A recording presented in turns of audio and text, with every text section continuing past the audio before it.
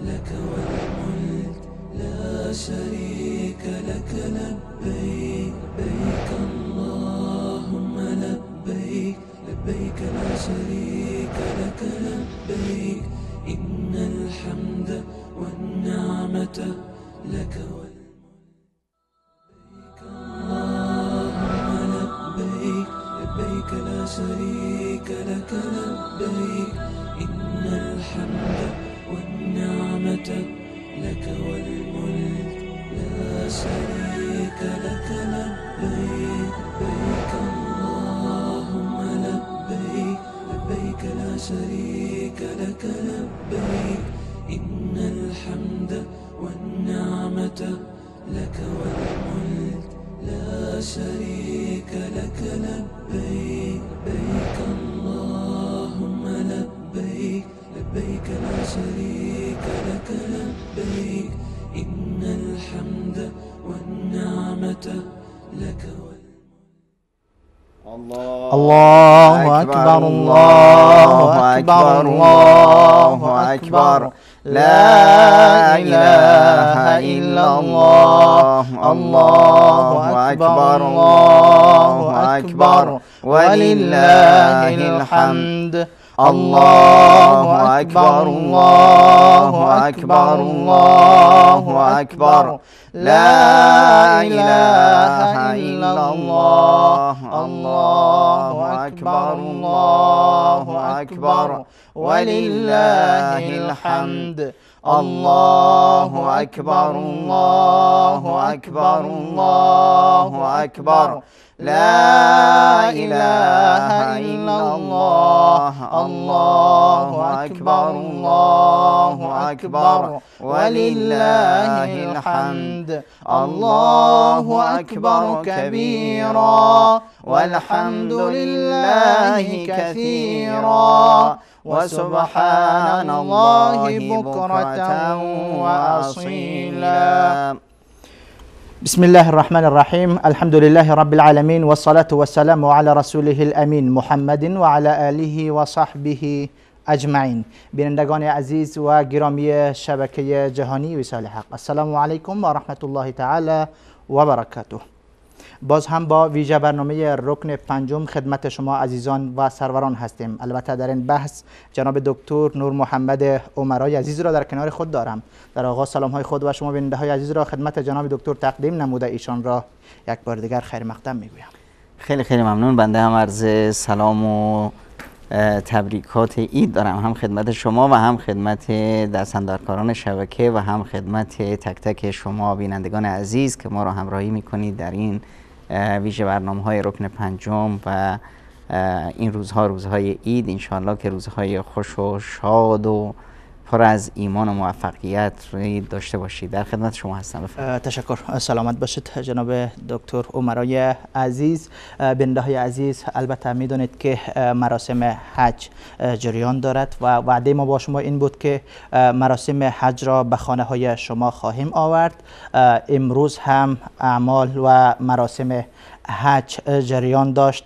از همکار عزیزم جاوید جان عزیز میخواهم که اگر بتانن تصاویری، ببخشید محمد جان گفتن که من هستم، نه جاوید جان، محمد جان عزیز بسیار زیاد میبخشید، اگر لطف نموده تصاویری از مشعر منی و مکه معظمه را به نشر بسپارید.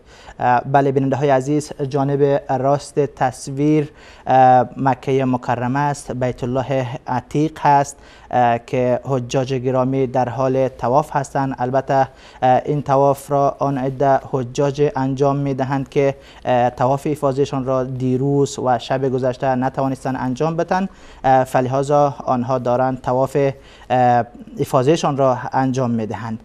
طرف چپ تصویر البته مشعر منی و جمرات هست، به ضبط خیلی شلوغ و ازدحام هست.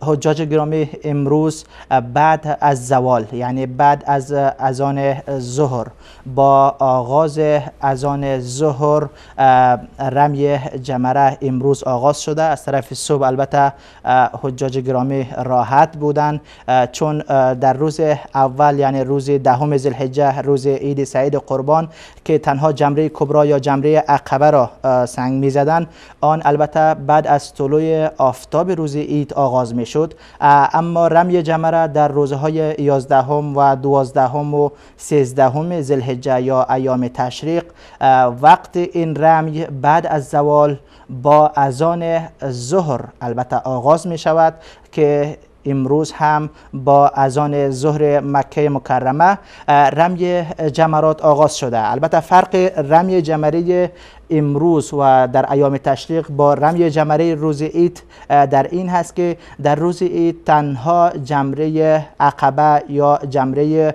کبرا را سنگ می زدن حجاج گرامی با 7 سنگ ریزه، اما امروز هر 3 جمرات را، جمره صغرا را و سپس جمره کبرا را و سپس جمره عقبه یا همان جمره کبرا را که در روز عید هم زده بودند، امروز هر 3 تا را با 7 سنگ ریزه میزنند که مجموعاً 21 سنگ می شود. خیلی ازدحام هست.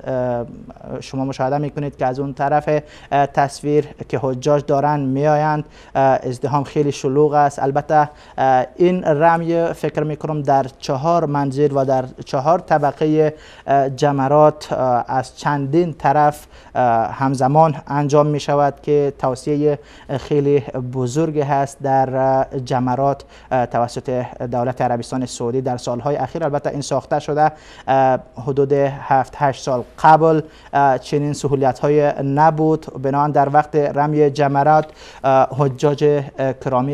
حجاج کرام با مشاکل زیاد روبرو می شدند و توانهای فیزیکی هم داشتن. ما قربانی های جانی هم داشتیم چون جمره جاش خرد بود، راهش یک مسیر بود، در حال تصادم حجاج را از دست می دادیم. اما بعد از این توسعه‌ای که تقریبا در 4 یا 5 طبقه صورت گرفته است، الحمدلله رمی جمرات خیلی خیلی راحت شده است نسبت به 7-8 سال قبل.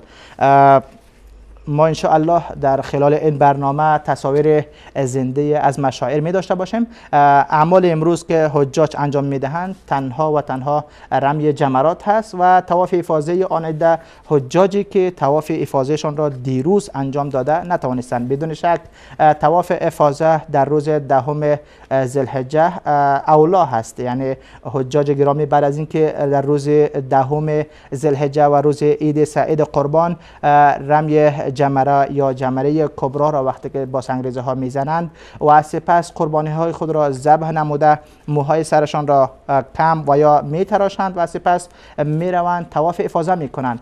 این 4 عمل در روز 10 عید باید انجام شود، اما اگر حجاجی که بنابر ازدحام یا علتهای دیگری که نتوانستند طواف افاضه را در روز 10 ذوالحجه در روز عید سعید قربان انجام بدهند، جایز است که در روزهای تشریق، امروز 11 حتی 12 تا 13 حجاج گرامی می توانند که طواف افاضهشان را به تأخیر بندازند که ما می بینیم که یک تعداد حجاج امروز دارند طواف افاضهشان را انجام میدن، شاید یک تعدادشان فردا هم انجام بدن، کسایی که باقی ماندن و نتوانستند. پس شریعت اسلامی در این باره خیلی وسعت گذاشته است تا که بنابر مشکلاتی که دیده می شود. جناب دکتر، با پوشش مستقیمی که ما از مراسم حج خواهیم داشت، میخواهیم که روی موضوع فلسفه عید صحبت داشته باشیم.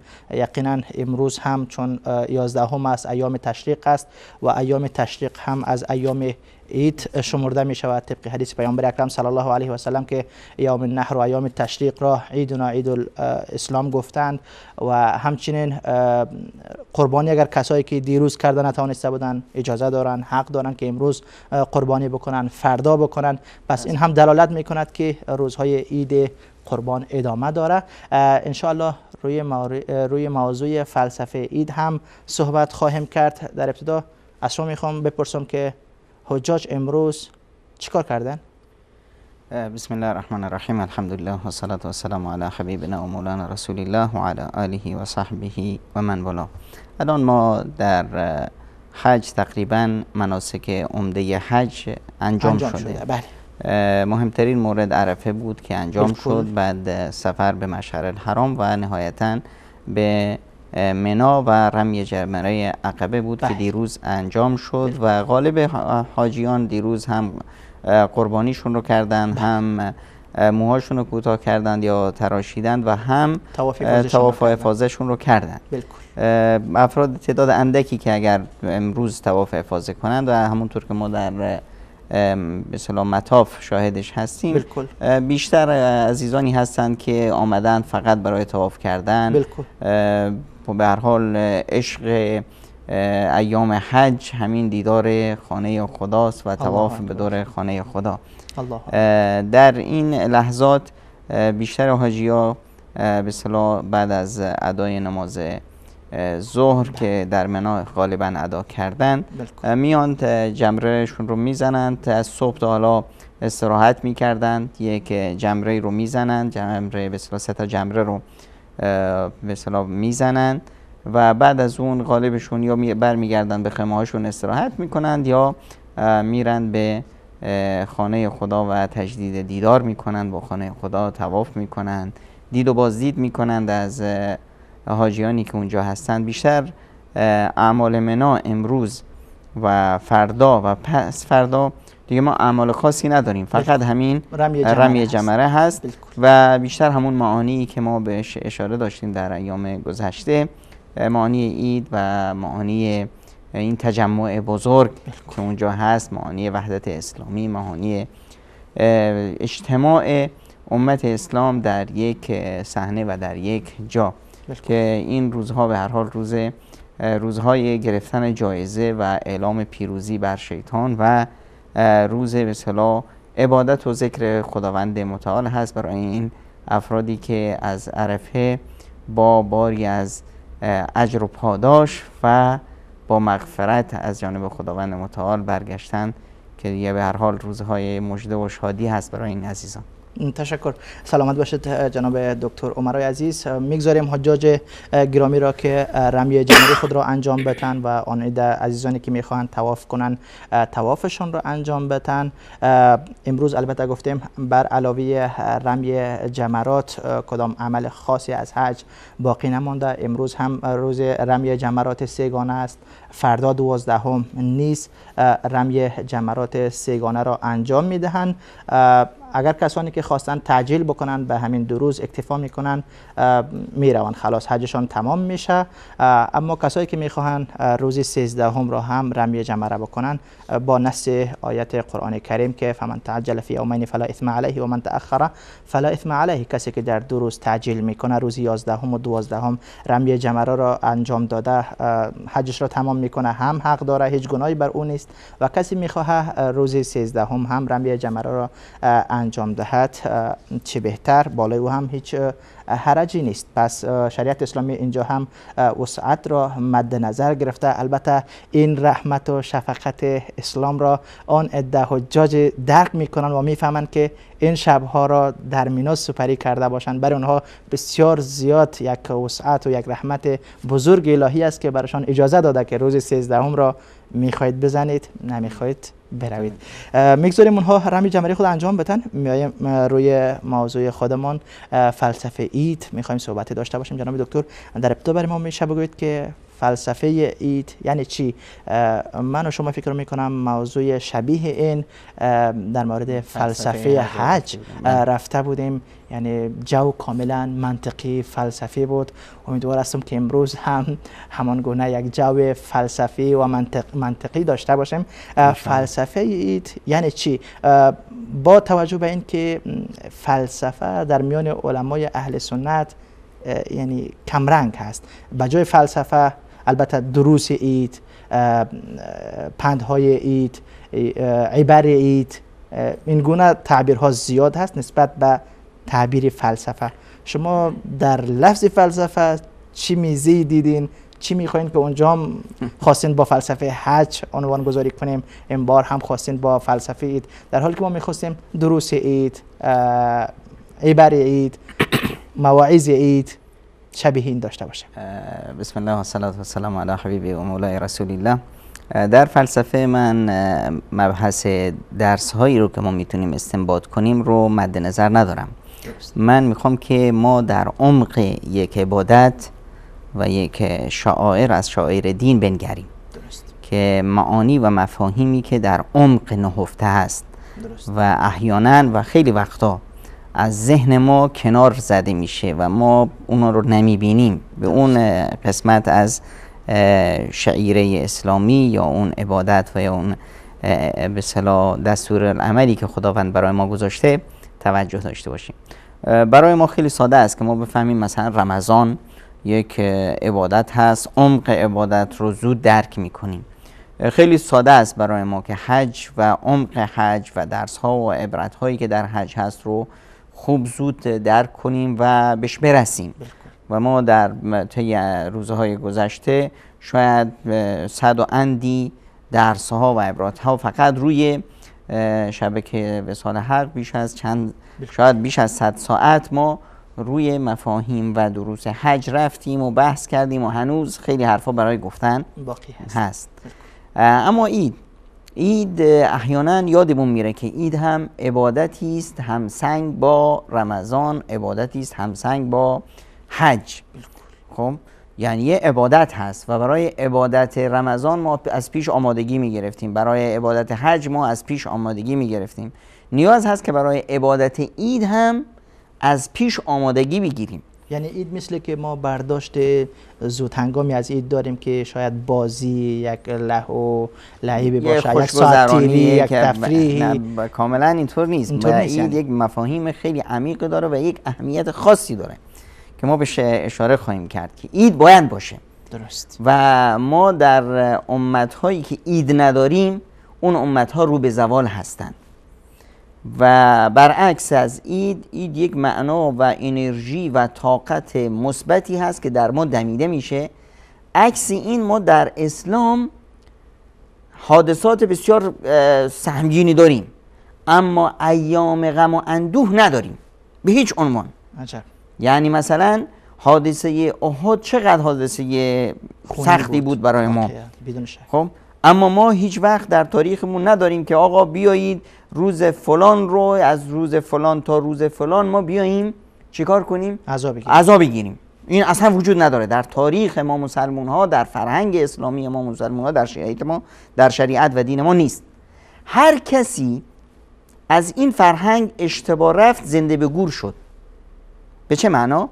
مثلا ما برخی از مذاهبی رو داریم که از اسلام بریدند. کدام مذاهب؟ مثلا مذاهب تشیع. تشیع در طول تاریخ ببین چیکار کرد. تشیع خودش رو زنده به گور کرد، خودکشی کرد. چطور خودکشی کرد؟ از مفاهیمی که تشیع باعث شد که خودش رو بکشه همین عزاداری است. عزاداری به چه معناست استاد رحیمی بزرگ؟ مثلا ما چرا مثلا تشیع رو اگر نگاه کنید شما میبینید ما 10 مذاهب تشیع داریم، کیسانی و سلیمانی و داوودی و نمیدونم غرابی و همه اینا کجا شدن؟ اصلا وجود خارجیشون محو شد. خب چرا؟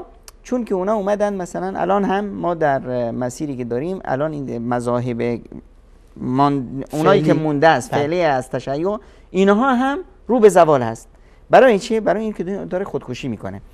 چرا؟ مثلا این مذاهب میاد عاشورا میذاره، مثلا این مذاهب میاد دهه فاطمیه میذاره، این مذاهب میاد 40 عاشورا میذاره، غم و اندوه میذاره، عزا میذاره. در دین عزا نیست. حالا عزا رو چیکار میکنیم؟ وقتی که ما یک عزاداری رو به راه میندازیم یعنی چی؟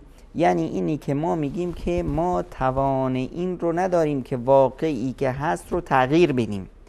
ما ارزش این زندگی رو نمیدونیم. ما سعی میکنیم در گذشته زندگی کنیم. این کاری بود که این برنامه‌ای بود که شیطان میخواست، فرعون میخواست حضرت موسی رو منحرف کنه ببره به اون مسیر. وقتی که حضرت موسی اومد برای تغییر و تحول آفرینی در جامعه، فرعون موند، خواست که حضرت موسی رو جا بندازه. گفت که فما بار القرون الاولی، اون قضیه گذشتگان پس چی میشه؟ ما الان تا میخوایم یک حرفی بزنیم، تا میخوایم یک تغییر و تحولاتی در جامعه بکنیم، تا میخوایم یک اصلاحی بکنیم، طرف میاد میگه که ها در زمان حضرت علی و حضرت معاویه جنگ شد. بابا به ما چه؟ ما میخوایم امروز حرف بزنیم، امروز رو بسازیم، تو میای باز همین حرفش فرعون فما بال القرون الاولی، که اون زمانا چی بود؟ پس در مورد اون زمانا چی میگی؟ الان دزدی میشه، چپاول میشه، ثروت‌های عمومی غارت میشه، دیکتاتوریت هست، قتل و غارت هست، فلان هست. به خاطر چشم پوشی از این ما رو میزدن اونجا میبرن، عقب میبرن. و خود عزاداری یعنی چی؟ یعنی اینی که من خودم رو شلاق بزنم، من به خودم توسری بزنم که تو ارزش نداری، تو هیچ کاری نمیتونی بکنی، اون کسی که میخواست کاری بکنه اون هم زدند، اون رفت. بعد از اون میان به اصطلاح خوب الان گم کردند رو میچسبونن به چی؟ میگن مثلا امام زمان میاد. امام زمان، وجود امام زمان یک نقطه خودکشی دیگر هست در مذاهب تشیع. به این معنا که وقتی شما میگید امام زمان میاد، چرا امام زمان میاد؟ چه نیازش داریم؟ امام زمان میاد که همه دنیایی که فاسد شده، خراب شده، همه منجی بشریت هست. یعنی امام زمان منجی است. من هیچ کارم، من چه کار کنم؟ هیچی دیگه من حق ندارم کاری بکنم. تازه اگر ظلم و ستم هست من باید صبر کنم. چرا؟ چون که امام زمان وقتی میاد که دنیا رو فساد گرفته، پس من یا بر این فسادی که هست صبر کنم، یا در ساختن این فساد ادامه بدم و من هم سهیم باشم تا دنیا رو فساد بگیره، اون منجیه ما بیاد و دست ما رو بگیره. خب این یعنی چی؟ یعنی سکوت در مقابل ظلم و ستم، سکوت در مقابل فساد، عدم تغییر و تحول آفرینی، عدم هیچ گونه کنش. خب همیشه بشین و تو سری بخور. برای همین هر جایی که تشیع حکومت کرده اونجا ظلم بوده، فساد بوده، دیکتاتوریت بوده، تغییر و تحول نبوده، پیشرفت نبوده. مثالش هم ایران کنونی ما. حالا تا ما از بحث دور نشیم، قضیه به اصطلاح عبادت عید همین فلسفه است که روحیه دمیدن در مؤمن. حالا این عبادت رو ما ببینیم. رسول خدا صلی الله علیه و سلم وارد مدینه میشن و میبینند که اهل جاهلیت، اقوام پیشین که بودند، یک نوع روزاری یا 2 روز رو در سال شادی میکردند. این در کل ملت ها هست، میخوان که با این شادی یک نوع تجدید قوا و انرژی برای افرادشان بدن. در مسیحیت مثلا ما عید میلاد داریم. بالکل. خب در زردشتیت ما عید نوروز داشتیم. بالکل. و اسلام اومد گفت که شما 2 تا عید دارین که این عید شما عنوان هویتی شماست. عیدها در ملت ها شناخت و شناسنامه اون ملت هاست، هویت اون ملت هست. وقتی میخوایم یه ملیت مثلا مسیحی رو بشناسیم، با عید میلاد مسیح اونا رو میشناسیم. مسلمون رو با عید فطر و عید نوروز میشناسیم، عید به اصطلاح اضحی و قربان میشناسیم. یک مجوسی و یک نمیدونم آتش پرست رو با عید نوروز میشناسیم. اینی که بعضی فکر میکنن که بابا اینا عیدهاست به اصطلاح فرهنگی است فلان، این نه، این عمق داره، ریشه داره در یک هویت. درست. که این ما کی هستیم. حالا ببینیم ایده‌های ما چطوری هستند. ایده‌هایی که خداوند متعال برای ما گذاشت یک پیش مقدمه داره.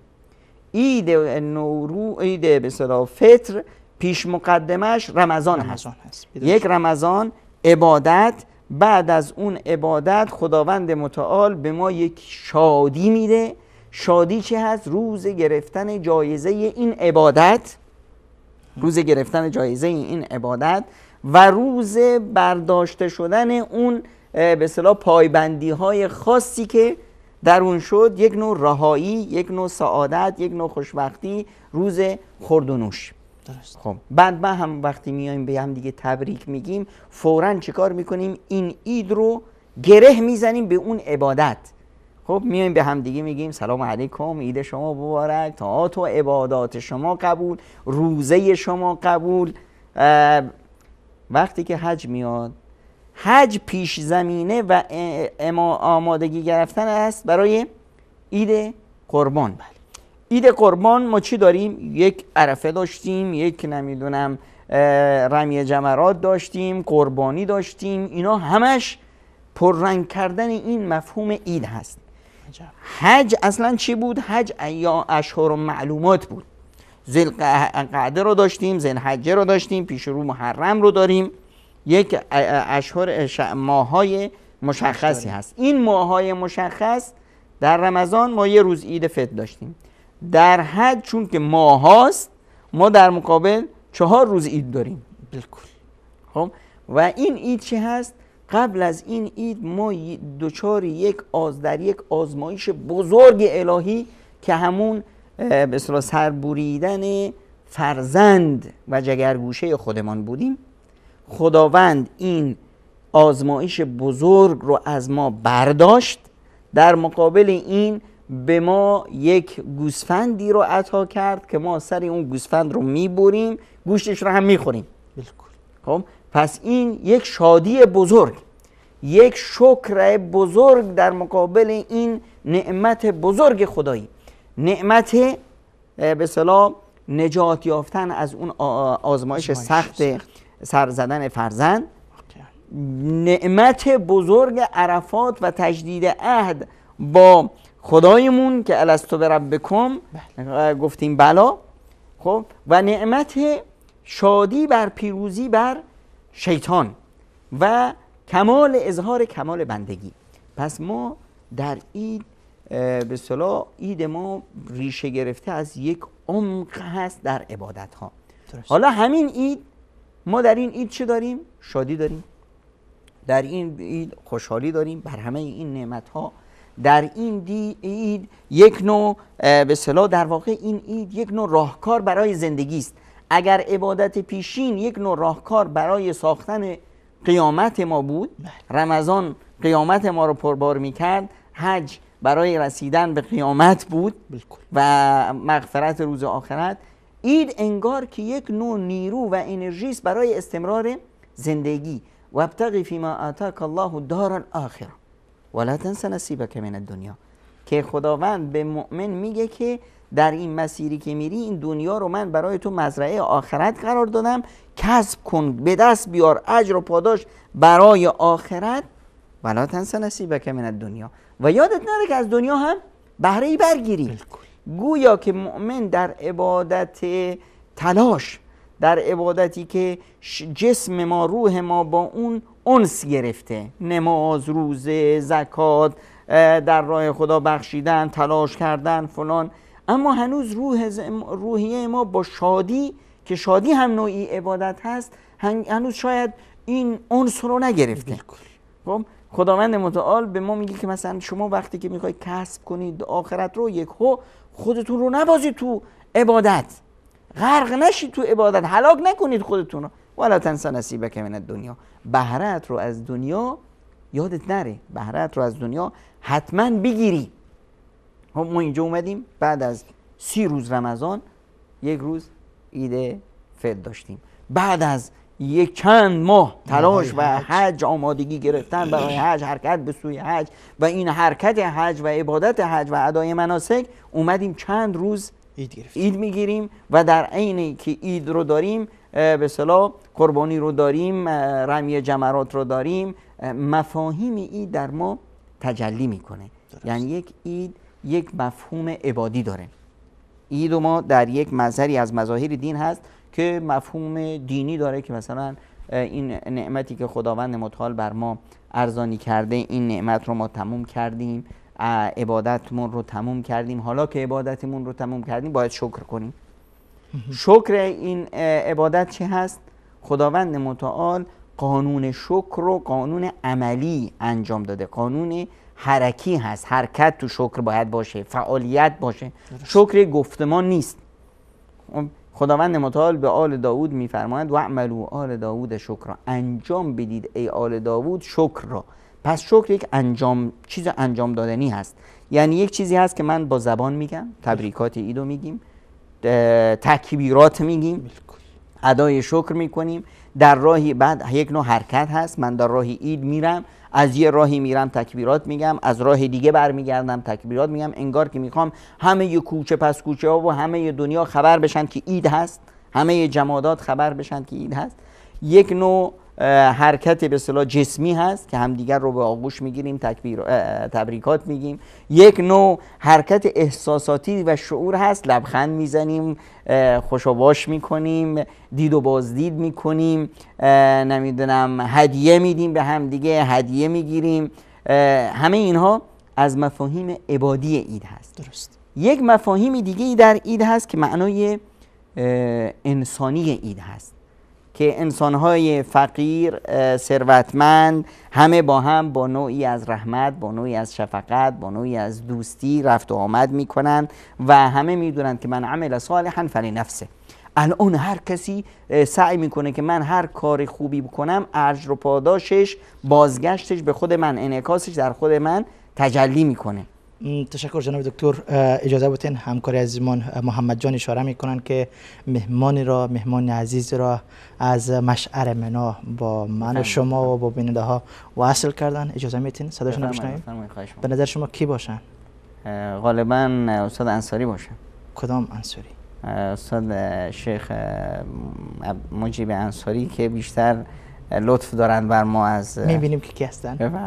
خب میریم به سراغ مهمان عزیز و گرامی ما که از مشعر منا همین اکنون با ما روی خط هستن. مهمان نهایت عزیز و گرامی، خدمتتان سلام عرض میکنم.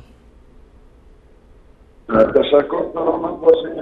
من همین لحظه خدمت شما جناب استاد بزرگوار، استاد رحیمی عزیز و خدمت جناب حضرت دکتر سید عمرا و خدمت همه بینندگان عزیز و گرامی عرض ادب و احترام دارم. در خدمت شما هستم.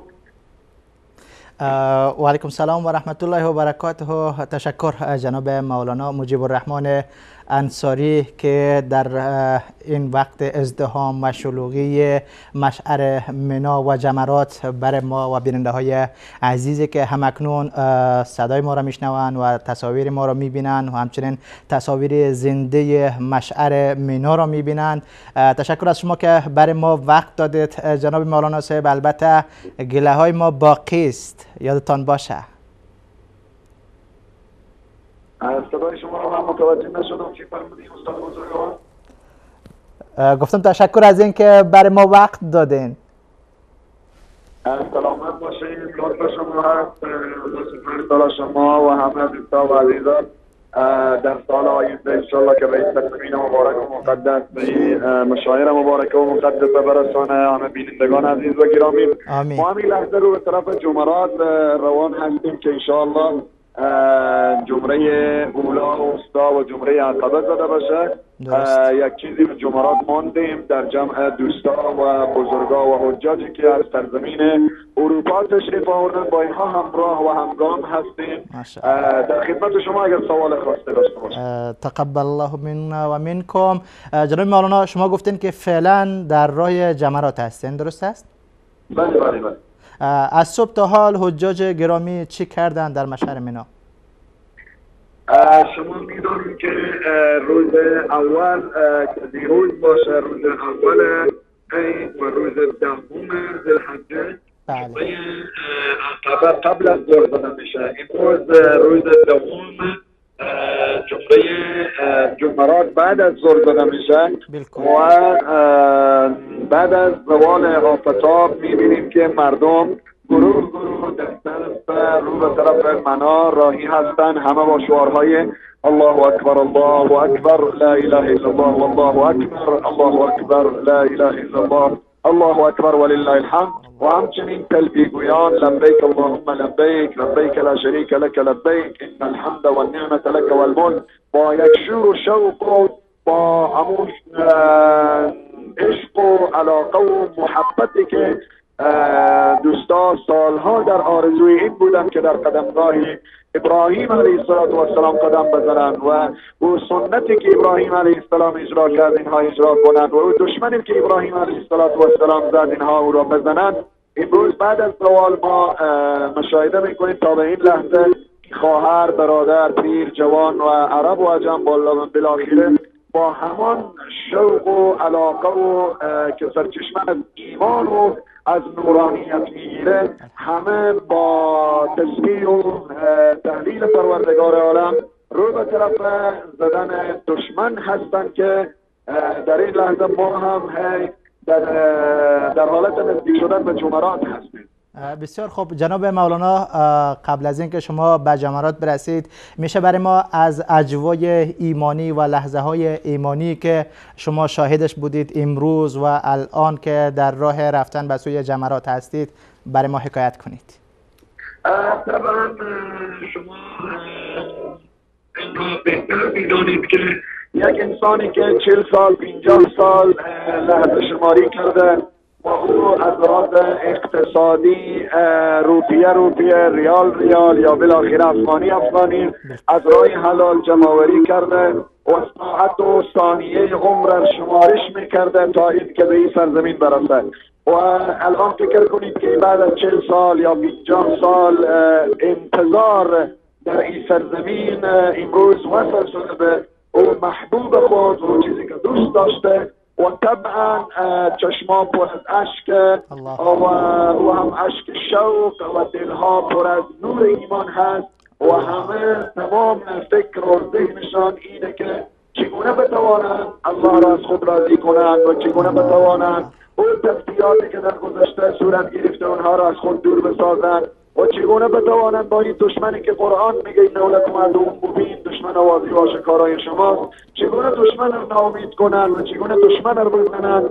و حقیقتا شور و شوق و علاقه که من یک نمونه جناب استاد بزرگوار برای شما بیان میکنم. ما همراه خود چند نفر از برادرانی که سن نابالا هست دیروز جمعه از اونها از طرف اونها وکیل شدیم زدیم، اما امروز هر قدر اصرار کردیم اینها میگن خودمون میریم با پای خود و خودمون میریم و بالاخره تا این که از نزدیک جمعرات رو ببینیم. این آرزوی 40 ساله و 50 ساله و 60 ساله ما بوده که ما جمعرات رو از نزدیک ببینیم و خودمون دیگر با دست خود بزنیم. حقیقتا خواهر میبینیم ضعیف باز هم اصرار داره که ما خودم میرم و بالاخره در پای خود تا اینکه این منطقه جمعرات رو ببینم و محلی که ابراهیم علیه السلام دشمن را از خود دور کرده من برم جای پای ابراهیم علیه السلام پای خود را بگذارم، جایی که ابراهیم دشمن را زد من برم دشمن را بزنم، چون عمر خود را گفتم که من ملت از ابراهیم خلیل الله دارم.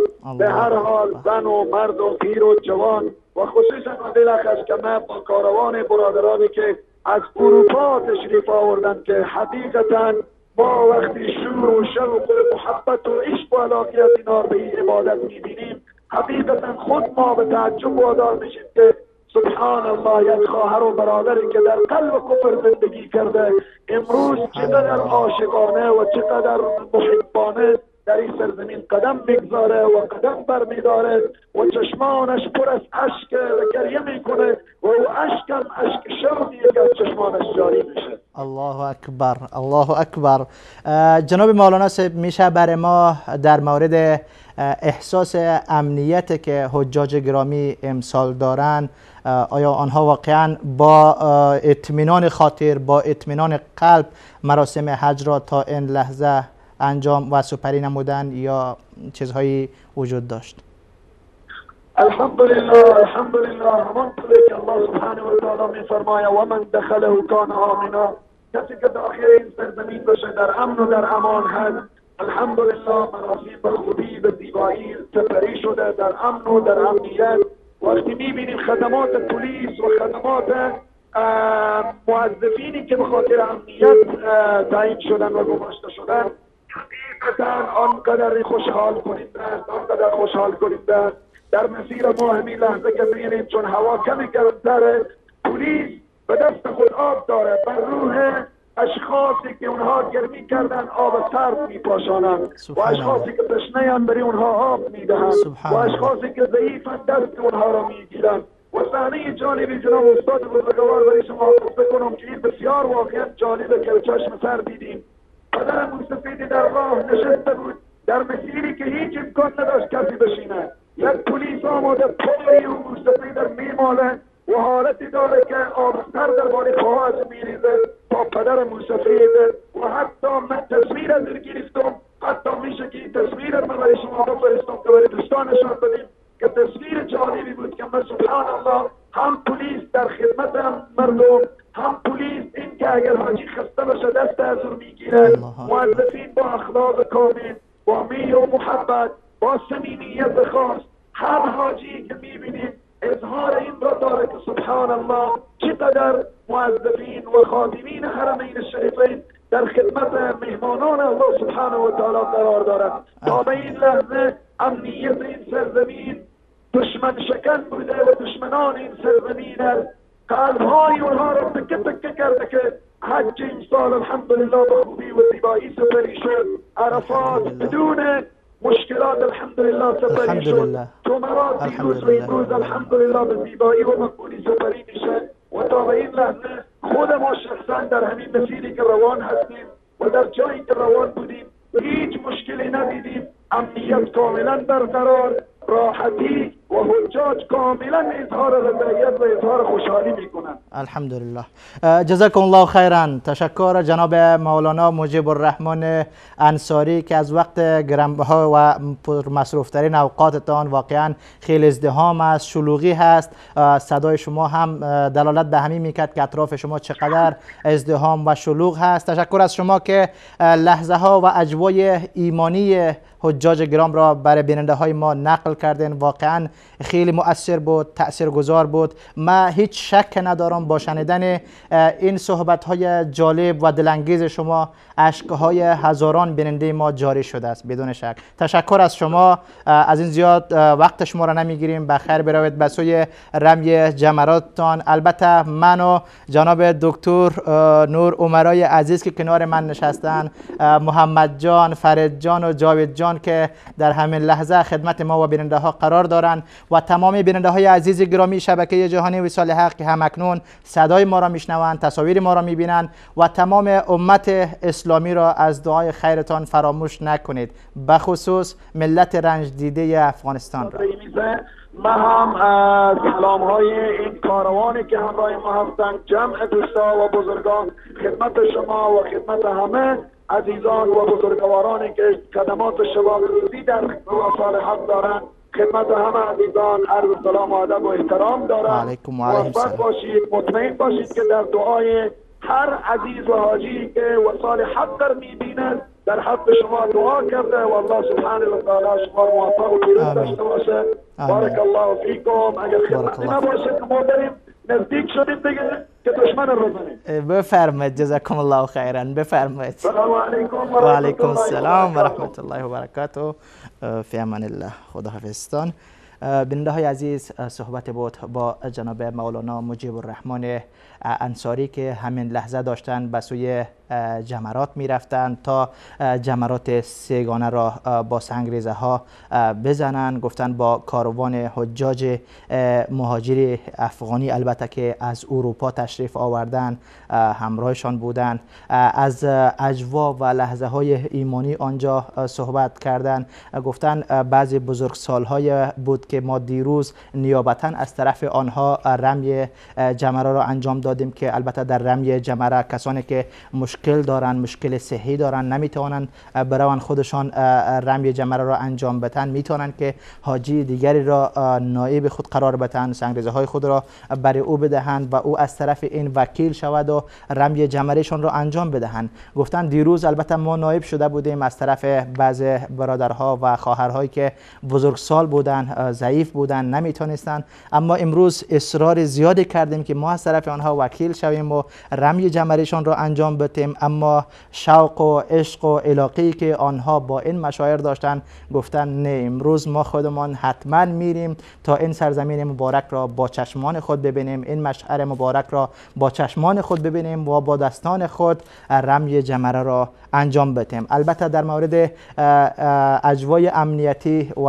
از برخورد و خدماتی که دولت عربستان سعودی و پلیس عربستان سعودی در هنگام مراسم حج انجام میتن چقدر اظهار رضایت کردن. گفتن تمام حجاج امسال با بهترین وجه ممکن دارن مراسم حج را انجام میتن و پلیس در این هوای گرم در خدمت مردم هستند. سعی میکنن که کسانی که زیر عرق از مسیر جمرات عبور میکنن و میگذرن با آب سرد آنها را میخوان سرد بکنن، با کارتن ها، با تکه های کاغذ دارن آنها را پکه میکنن تا آنها را سرد کنن. حتی گفتن یکی از بزرگسال‌هایی که ضعیف شده بود و مثل که پای درد بوده و مسلمان خدا نشسته دیگه توان راه رفتن نداشته، پلیس ها آمدن یکش پایش را مساج میدن و چاپی میکنن، یکش سرش را میماله، یک بالای سرش آب میریزه که این لحظه ها را وقتی که ما میبینیم پلیس عربستان سعودی به خصوص کسانی که در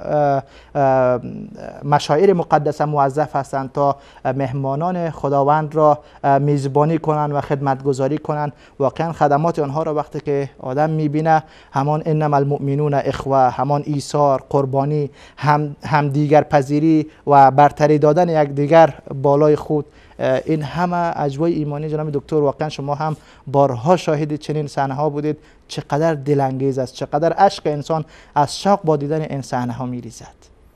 دقیقاً. و این البته این صحنه ها برای ما اصلا نه جدید هست و نه هم تعجب آور. کل بسیار فرهنگ اسلامی همین هست، فرهنگ به اصطلاح گذشت، فرهنگ ایثار، فرهنگ کمک به مستمندان، به مظلومان، به ضعیفان. این رو به اصطلاح وقتی که یک پلیس یا یک انسانی انجام میده از باب این انجام نمیده که این وظیفه هست و در مقابل این حقوقی میره، کسی برای این از این مورد نمیگیره. این وظیفهش این نیست که بیاد به اصطلاح یک حاجی رو آب بده یا سرش نیست. اصلا این جزئی از وظیفهش نیست و هیچ کسی هم ازش انتظار نداره. بالکل. اما خودش این رو یک نوع عبادت تلقی میکنه. وقتی این کار رو میکنه رابطهش با حکومت و با نظام نیست. رابطهش با خداست. همه این مسائل رو انجام میده به خاطر دست آوردن رضایت الهی، به خاطر رسیدن به خوشنودی پروردگار یکتا. میبینیم اونجا همون پلیسی که به اصطلاح این زحمت رو میکشه، کارتون به اصطلاح آب میوه تقسیم میکنه، این آب میوه رو از حقوق خودش، از پول خودش میگیره، هم خودش خوشحاله هم خانواده‌ای که این در واقع لقمه‌ای هست که از دهن اونها میگیره و میده به حاجیان. اون خانواده هم خوشحالن، هم پدر مادر، هم خویشان، هم فرزندان، همه خوشحالن و با عشق و علاقه میبینیم که همون فرزند اون خانواده است، خانم اون پلیس هست یا خانم اون فرد هست که به اصطلاح میره تهیه میکنه و به اونجا میرسونه، که خود رسوندن اون خدمات به اون میدان خودش باز یک زحمتی داره و یک خستگی داره و یک که اونجا به اصطلاح نه وسیله نقلیه میتونه تردد کنه و نه یک فاصله ای هست که حداقل باید 5-6 کیلومتر اون خانم یا اون آقا پسر یک کارتون آب میوه رو سرش بذاره و سعی کنه که به پدرش برسونه که اونجا باز تقسیم کنه در بین حاجی. بالکل. جزاکم الله خیرا.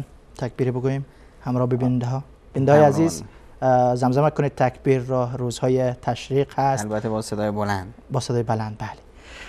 الله أكبر الله أكبر الله أكبر لا إله إلا الله الله أكبر الله أكبر ولله الحمد الله أكبر الله أكبر الله أكبر لا إله إلا الله الله أكبر الله أكبر ولله الحمد الله أكبر الله أكبر الله أكبر لا إله إلا الله الله أكبر الله أكبر ولله الحمد الله أكبر كبيرا والحمد لله كثيرا وسبحان الله بكرة وأصيلا. بیننده های عزیز و گرامی، میان برنامه کوتاه را میبینیم و برمیگردیم خدمت شما با موضوع فلسفه عید و نشر زنده مراسم مشعر منی. با ما باشید. يا عيد يا عيد المحبة جينا مثل شوق الأحبة كل الفرح ويا سعادة بنجتمع باللي نحبه يا لا لا لا يا لا يا لا لا يا لا لا لا يا لا يا لا لا عيدنا عود يا هلا عيدنا موعد الأفراح يا محبوبنا واحتفل فيك النبي جابك الله واحتفل فيك النبي كل ما جيت شرحنا كلنا كل ما جيت شرحنا كلنا عيدنا عيدنا عود العيد جانا قولوا معنا يلا قولوا مبروك العيد العيد جانا قولوا معنا يلا قولوا مبروك العيد مبروك العيد اللهم لبيك لبيك لا شريك لك لبيك إن الحمد والنعمة لك والملك لا شريك لك لبيك لبيك اللهم لبيك لبيك لا شريك لك لبيك إن الحمد والنعمة لك والملك لا شريك لك لبيك لبيك اللهم لبيك لبيك لا شريك لك لبيك إن الحمد والنعمة لك والملك. با سلام دوباره خدمت شما بیننده های عزیز و گرامی با ویژه برنامه رکن پنجم و پخش زنده مراسم حج از مشعر منا خدمت شما هستیم. البته حجاج گرامی دارن میروند به سوی جمرات تا جمرات سیگانه را امروز رمی کنند و تعدادشان که طواف افاضه را انجام ندادن میروند طواف افاضهشان را هم انجام میتن، اما اکثریتشان البته طواف افاضهشان را دیروز و دیشب انجام دادن. بعد از رمی جمرات برمیگردند به خیمه هایشان تا امشب را در منا سپری نمایند. باز هم یکی دیگر از همکاران عزیزمان در شبکه جهانی وصال حق فعلا در مشعر منا شاید باشند. روی خط هستند استاد اجاز الحق عتید. استاد عتید عزیز اگر صدای مرا دارین خدمتتان عرض سلام و ادب دارم.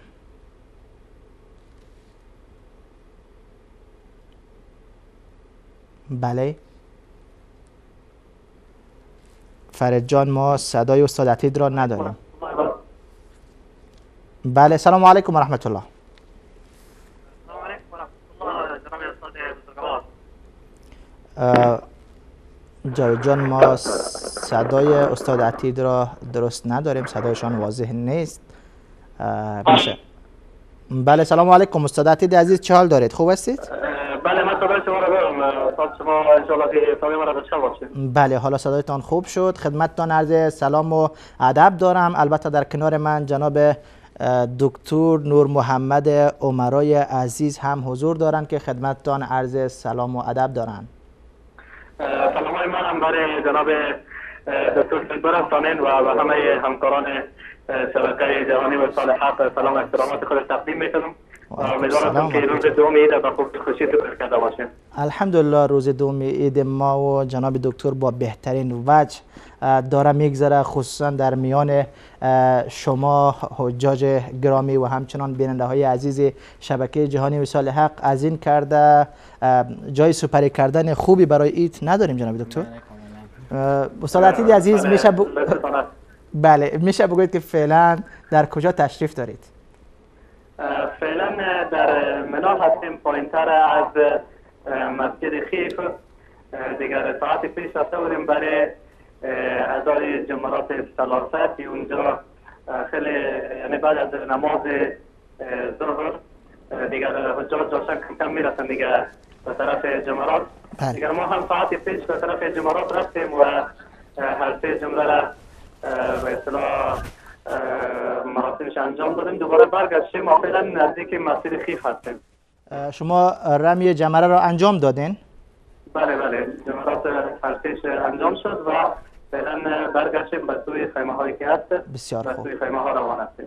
بسیار خوب. چطور بود ازدحام، شلوغ زیاد بود یا راحت تانستین که رمی جمره را انجام بدین؟ بله خیلی با وجودی که جمع و جوش حجاج بسیار بیش از حد هست، یعنی حجاج هست که میاین و دوباره برمیگردن، باز هم هیچ گونه مشکلی در خود جمرات نیست. خیلی راحت آدم میتونه که حلقه جمره را با خیلی راحتی یعنی سنگار خود را بزنه و دوباره بر بگرده، یعنی بدون هیچ گونه مشکلی حجاج با راحتی میتونن که این مراسم انجام بدن. الحمدلله. اگر 10 سال قبل به حج می آمدین فکر نمی کنم با این راحتی میتونستین رمی جمره را انجام بدین؟ نفهمیدم جناب استاد. گفتم اگر قبل از 10 سال به حج می آمدین فکر نمی کنم با این راحتی که امروز رمی جمره را انجام دادین میتونستین که انجام بدین. چون اون وقت توصیه نشده بود. اینجا انجام گرفته تقریبا حدود فکر کنم 4 منزل هست جمرات و خیلی راحتی میتونن که حجاج این مراسم انجام بدن و هیچ گونه تکلیفی هم نیست در انجام دادن مراسم جمرات. الحمدلله. جناب دکتر عمرای عزیز سوال دارن، میگویند که از استاد عتیدی عزیز بپرسید که والدیتان ماشاءالله در این سفر مبارک شما را همراهی میکنن، میگن شما چابکتر بودید، قویتر بودید در ادای مناسک یا والده محترمتان؟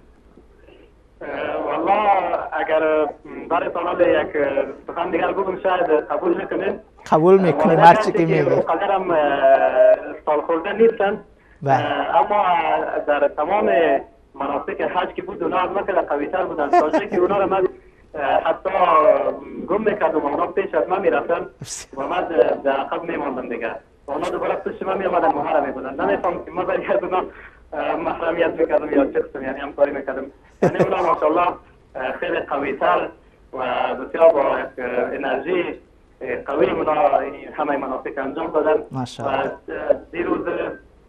روز قبل از عرفات تا منا و بعد از تا حرم شریف همه را پیاده گشتیم، یعنی حدود الله اکبر.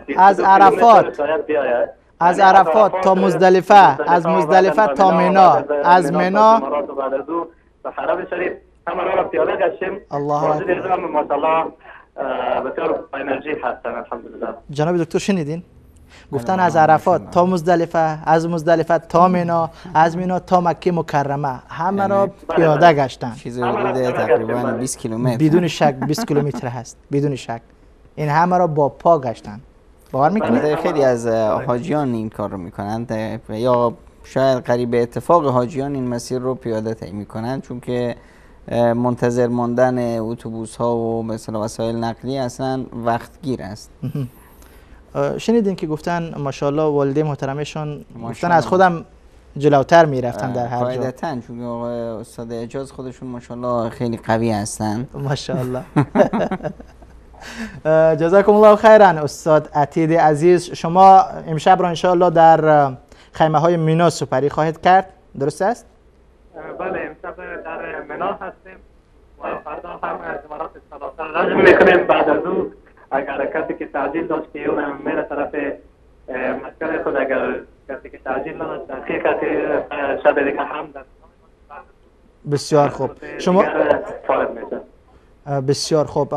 میشه برای ما از خدماتی که ارائه شد در مسیر راهتان به سوی جمرات و در هنگام رمی جمرات، خدمات و سهولیاتی که برای شما آماده شده بود از قبیل امنیت باشه یا خدمات دیگه باشه چگونه یافتید شما؟ بله الحمدلله خیلی مسئولین امنیتی که اینجا توجیه شدن و همه کارمندانی که اینجا در مراسم حج موظف هستند همه‌شان با یک مهربانی خاص با حجاج کرام اینجا برخورد میکنند و نمی‌ذارند بله در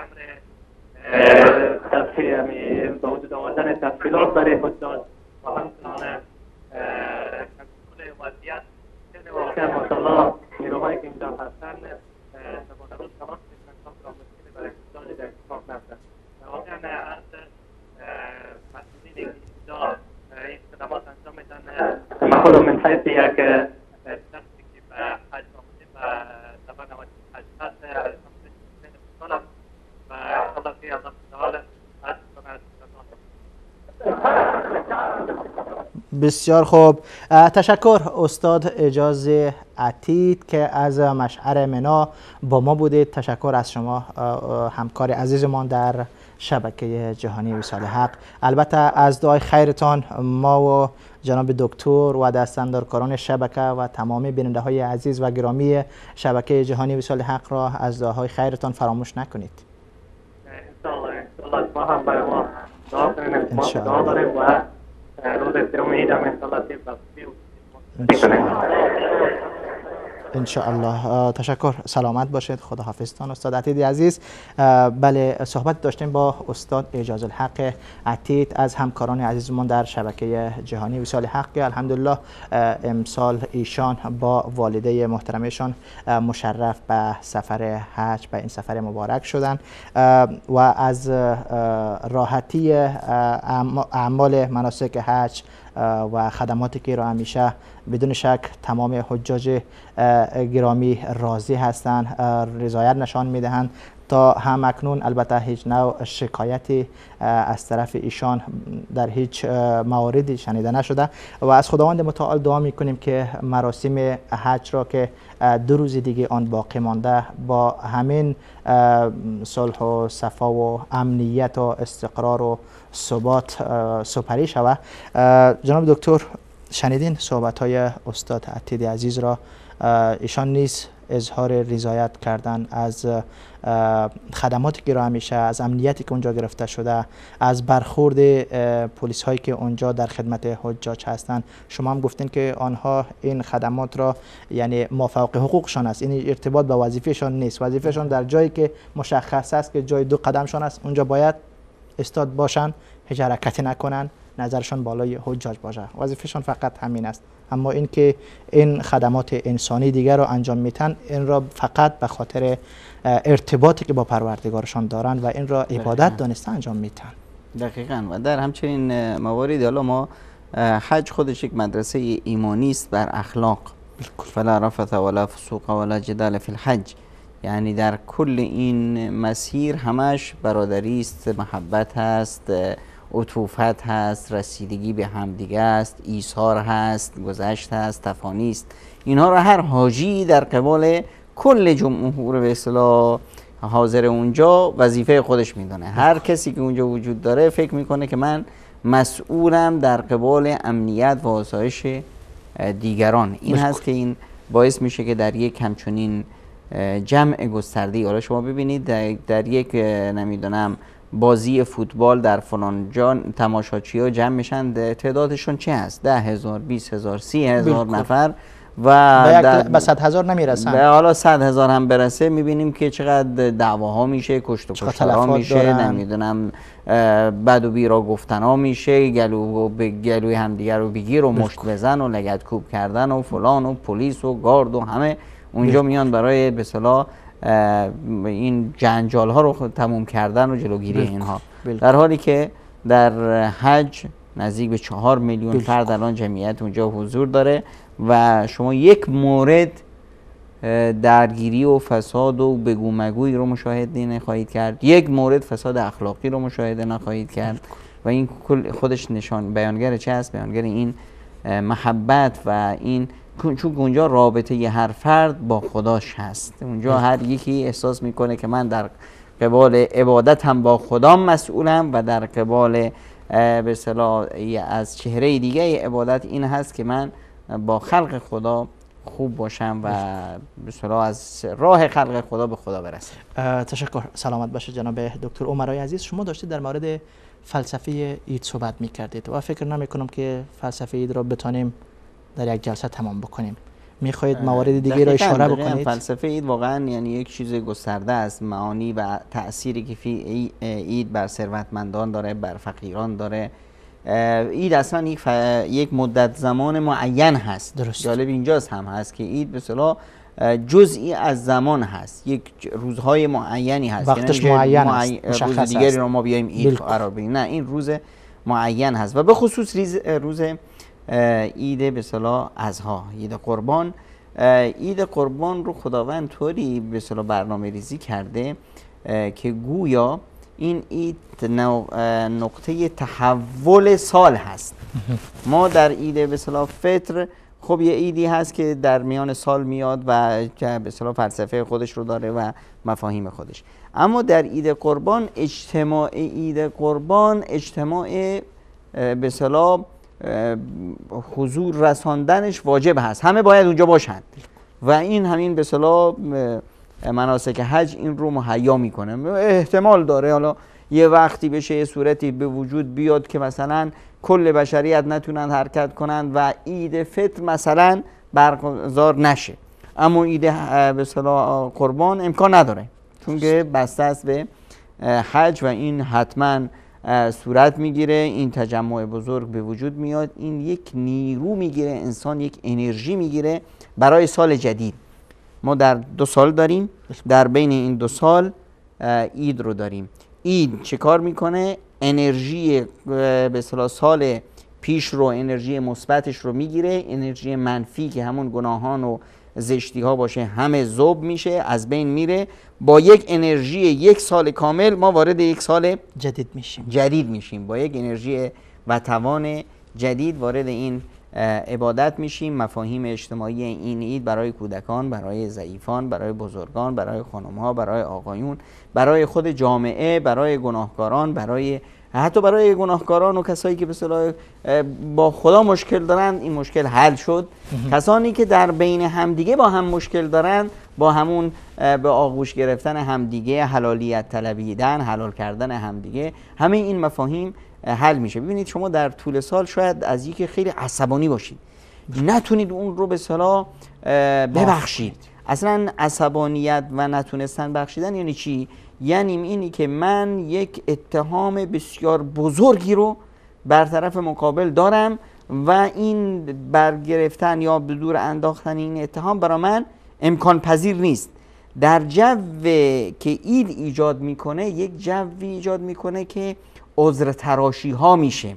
خود به خود نیرویی که در انسان تولید میشه، این نیروی به اصطلاح مثبت، این باعث میشه که انسان به عقلش بخوره که شاید این بنده خدا این کار رو در حق من کرد، یک عذری داشت، مال ثروت من رو بالا کشید، حالا شاید بیماری داشت، شاید مورد خاصی داشت، نیاز مبرمی داشت که نتونست حلی غیر از این پیدا کنه. اینجا میشه که این تا وقتی که عذر تراشی میاد فوراً قضیه عفو و گذشت مطرح میشه. واسه همینه که رسول اکرم صلی الله علیه و سلم میفرمایند التمس لاخیک 70 عذرا. برای برادری که باش یک مشکلی داری، یک چیزی رو نمیتونی ازش برداشت کنی، براش عذر بیار. وقتی که عذر تراشی کردی، براش بهانه آوردی که شاید این مورد به خاطر مسئله فلانی شد، اون حجم خشمی که در شما هست اون کمر شکسته میشه، شما آرام میتونید به اصطلاح اون رو در آغوش بگیرید یا ببخشید. در این فضا خود به خود ایجاد میشه از اون نیروی به اصطلاح انرژی که در هوا و در فضای عید وجود داره. جزاکم الله خیرا. شما این فلسفه عید را و دروس و مفاهیم عمیقی که در عید نهفته است گفتید یکی از عبادات است، محض یک ساعت تیری، تفریح، خوشگذرانی یا له و لعب نیست، بلکه عبادت هست که در آن مفاهیم و معانی عمیقی شامل آن هست. از این مفاهیم همین است که همین خوشی، همین شادی، همین لهو و طربی که توش هست، همه اینها خودش جزئی از اون عبادت میشه.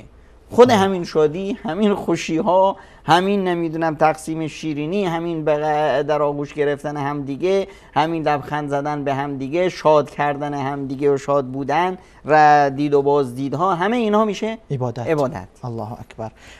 اما با نظرداشت وضع وخیم فعلی جهان اسلام برابر است که سوریه را بنگریم یا عراق را بنگریم، حالت افغانستان را بنگریم یا حالت میانمار را بنگریم یا دیگر کشورهای اسلامی که دارای مشکلات خیلی زیاد هستند و مسلمان ها در هر جایی که هستند خیلی ضعیف و مظلوم هستند، خصوصا اهل سنت ایران. تنها اهل سنت ایران نه، حتی اهل تشیع ایران هم فعلا دارن عذاب میکشند و شکنجه میشوند. همین که از حج امسال محروم شدن واقعا. این بزرگترین ضربه بود که رژیم ایران بر ملت خود وارد کرد.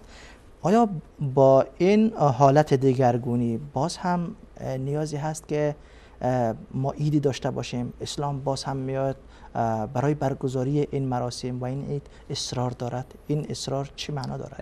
استاد رحیمی عزیز، در عبادت ها وقتی نگاه میکنیم یه چیز بسیار زیبایی مد نظر میشه. مثلا آقا موردی پیش اومد، بله، طرف سفر هست، در ترس هست، فلان هست، عبادت میاد براش چی میشه؟ براش یک حالت مثلا آقا در سفر هستید به جای 4 رکعت نماز 2 رکعت بخون. آقا در مورد خاصی هست، خب میشه نمازت رو تأخیر بندازی. نمیدونم در مورد خاصی هست، آقا روزه رو افطار کن. بله. اما چیزی که به اصطلاح عید رو برداریم وجود نداره. عجیب این هست که عید در واقع چون که یک نیروی تحول آفرین هست. من اینجا یک قصه زیبایی یاد میاد، یه واقعه تاریخی زیبایی. بله. که وقتی که جنگ بود بین آمریکا و کره، کره‌ای‌ها خیلی از سربازان آمریکایی رو به اسارت گرفته بودند. یک اتفاقی که یکی از پژوهشگران روانشناسی آمریکا انجام داده بود به نام ویلیام مایر، این رسیده بود به یک چیز شگفت انگیزی که در یکی از کمپ‌هایی که کره‌ای‌ها برای سربازان آمریکایی تهیه دیده بودند، در اونجا 1000 تا سرباز گذاشته بودن تو این کمپ. درصد آمار مرگ و میر در بین این سربازها چیز شگفت انگیزی بود. خیلی تعجب برآور بود که اینجا سربازا خیلی زیاد میمیرن. وقتی که ایشون رفت این پژوهش رو انجام داد و بررسی کرد، دید که عجیب هست که در این کمپ هیچ یکی از سربازان شکنجه نمیشه. برخلاف زندانهای دیگر این کمپ دیوارهای بلند نداره، یعنی امکان فرار هم هست. رسیدگی به اصطلاح از نظر بهداشت، خورد و خوراک در این کمپ طبق قوانین بین المللی با بهترین وضع با این سربازان برخورد میشه. با این وجود آمار مرگ و میر خیلی بالاست. عجب. وقتی که دقت کردید اینا در این کمپ چه کار میکنن؟ در این کمپ تمام اخباری که اونجا منتشر میشد اخباری بود که حکومت کره به شیوه بسیار دقیقی اونجا مطرح میکرد. همه اخبار بد بود که در آمریکا امروز چنین اتفاقی افتاده، در آمریکا چند نفر مردن، در آمریکا گرانی هست، در آمریکا بیبندوباری هست، در آمریکا بیکاری هست، در آمریکا کشت و کشتار هست، در فلانجا انفجاری صورت گرفت. همه اخبار بد اینجا میشه، منفی. یه خبر مثبت هم پخش نمیشه.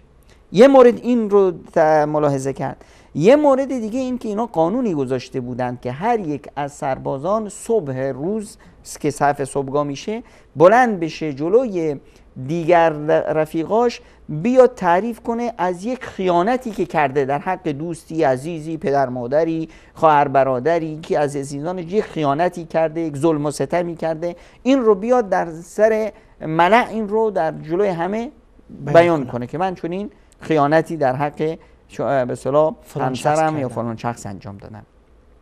یه مورد دیگه که به اصطلاح ملاحظه کرد این بود که به اینها گفته بودند که هر کسی خبری کرد، یک چغلی کرد، یک چاپلوسی کرد، یک خبر بدی، یک جاسوسی کرد در حق یکی از رفیقاش، یک سیگار بهش جایزه میدیم. خب و جالب هم اینجا بود که وقتی کسی میرفت جاسوسی میکرد و مثلا خبررسانی میکرد، اون کسی که ازش خبر برده بودن اون رو مورد محاسبه قرار نمیدادن. این باعث شده بود که همه جاسوس بشن. خب وقتی میریم یک جاسوسی میکنیم کسی رو به اصطلاح بد نمیکنه. من رفتم جاسوسی رفیقم کردم، اون رفیقم رو مثلا شکنجه نمیکنن، بازخواستش نمیکنن، یا حرفی رو من رسوندم. تنها یک سیگریت که من میگیرم اون جایزه هست. این باعث شد که بعد این دید که این چه اتفاقی به اصطلاح صورت میگیره. وقتی که به اینها گفته همه اخبار بد رو به اینها میرسوندن، این باعث میشد که در افراد نوعی ناامیدی به وجود بیاد. امید دیگه به زندگی نیست، امید به آزادی ندارن. حتی اگر میگه که آزاد بشم کجا میخوام برم؟ یه کشوری که از اینجا بدتره، پس چرا فرار کنم، چرا خودم رو زحمت بکشم، همینجا به اصطلاح میمونم. مورد دوم که می اومدن جلوی مردم به اصطلاح خیانت خودشون رو بیان میکردن، اون احترام و شخصیت و هیبتی که اون شخص در خودش برای خودش داشت، اون اونجا ذوب میشه، از بین میره. احترام به خودش از بین میره و احترامش در چشم دیگران هم از بین میره. این کسی که به اصطلاح اون رو به عنوان یک افسر و یک فرمانده و یک ژنرال میشناختند، الان همه فهمیدن که این خائن بوده است، یک دزد بوده است، یک جنایتکار بوده است، همچنین. احترامش در چشم مردم از بین میره، احترامش در جسم خودش از بین میره. مورد دوم اینی که به اصطلاح میرفتن جاسوسی میکردن، دیگه اعتماد به نفس، اعتماد به دیگران، همه این معانی مفقود میشد. اینها باعث میشد که چی؟ روحیه زندگی در اینها بمیره و اینها انگار که نوعی خودکشی صورت میگرفت، اینها زنده به گور میشدن. همون موردی که در ابتدای برنامه مثلا به اصطلاح گفتیم که مثلا در کشوری مثل ایران الان ما با همچین موردی روبرو هستیم، همش خبرهای منفی، یه خبر مثبت نداریم. تاریخ منفی و گریه و عزاداری، حال منفی و گریه و عزاداری، آینده فسادی که به تاریکی که باید امام زمان بیاد حلش بکنه. خب پس این ملت دیگه ملتی نیست که به سوی به اصطلاح پیشرفت باشه، امید داشته باشه. هر امیدی که به وجود میاد فوراً اون امید سرکوب میشه و از بین میره.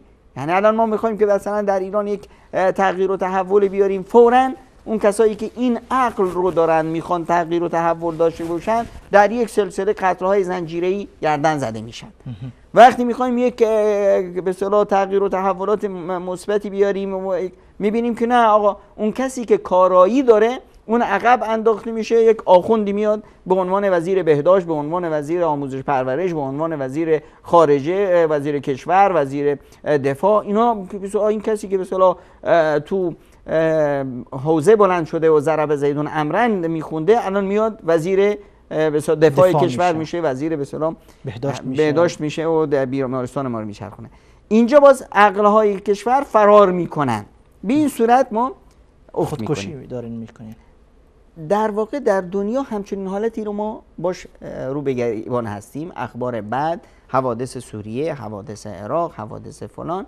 عید میاد، کل این معادله‌ای که یک معادله‌ای هست که در واقع میخواد این همت و این روحیه و این آزادی خواهی رو در امت بکشه، این عید میاد این رو زنده میکنه که آقا با وجود همه وضعیت بحرانی فعلی من میخندم، من شادم، من امید دارم، امیدم به خداست، اعتمادم بر خداست، من آینده رو میبینم.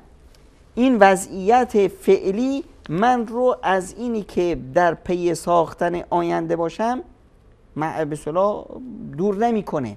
منی که به اصطلاح میام در یک عبادت حج هستم، میام مثلا در تصور من هست وقتی که من زیر فشار هستم، در افغانستان هستم، در ایران هستم، در فلسطین هستم، من تنها من چی میتونم بکنم؟ آیا میشه امت رو یک جا جمع کرد؟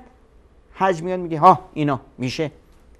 آیا میشه که ما شاد باشیم، در فکر ساختن آینده باشیم؟ ما میشه این وضعیت وخیمه که داریم رو عوض کنیم؟ عید میاد میگه ها بگیر میشه. خب این یک نوع روحیه دادن هست، یک نوع قدرت دادن هست و این باعث میشه که به اصطلاح امت اسلام یک جون میگیره. امت اسلام باری دیگه به اصطلاح اون مخی که زیر فشار بود با همه اخبار بد، با همه فشارهایی که روش بود، این داشت به اصطلاح پژمرده میشد، الان دوباره روح میگیره، الان دوباره انرژی میگیره و شروع میکنه به حرکت. تشکر، سلامت باشید. اجازه بدین بریم به سراغ یک برنامه. بیننده های عزیز، میان برنامه کوتاه را میبینیم و برمیگردیم با ادامه موضوع فلسفی عید و پخش زنده مراسم مشعر منا.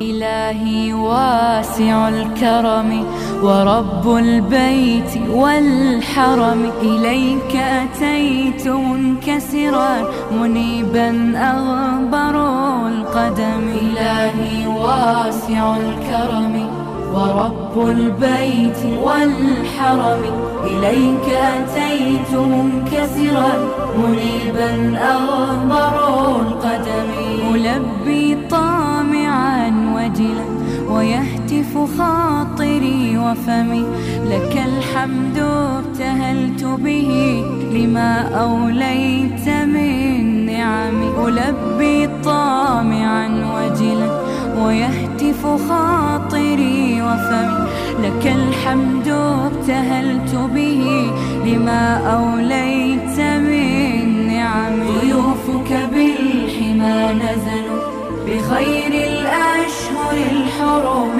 وجئتك في ركائبهم إلى برد المتى بضمي إلى برد المتى بضمي إلهي واسع الكرم ورب البيت والحرم إليك أتيت منكسرا منيبا أغبر القدم هنا ملبية مليك مصائر الأمم هنا للطهر أمكنة وللعبرات والندم هنا ملبية مليك مصائر الأمم هنا للطهر أمكنة وللعبرات والندم طريق رضاك متجه ونور هداك معتصم فعاف النفس من زلل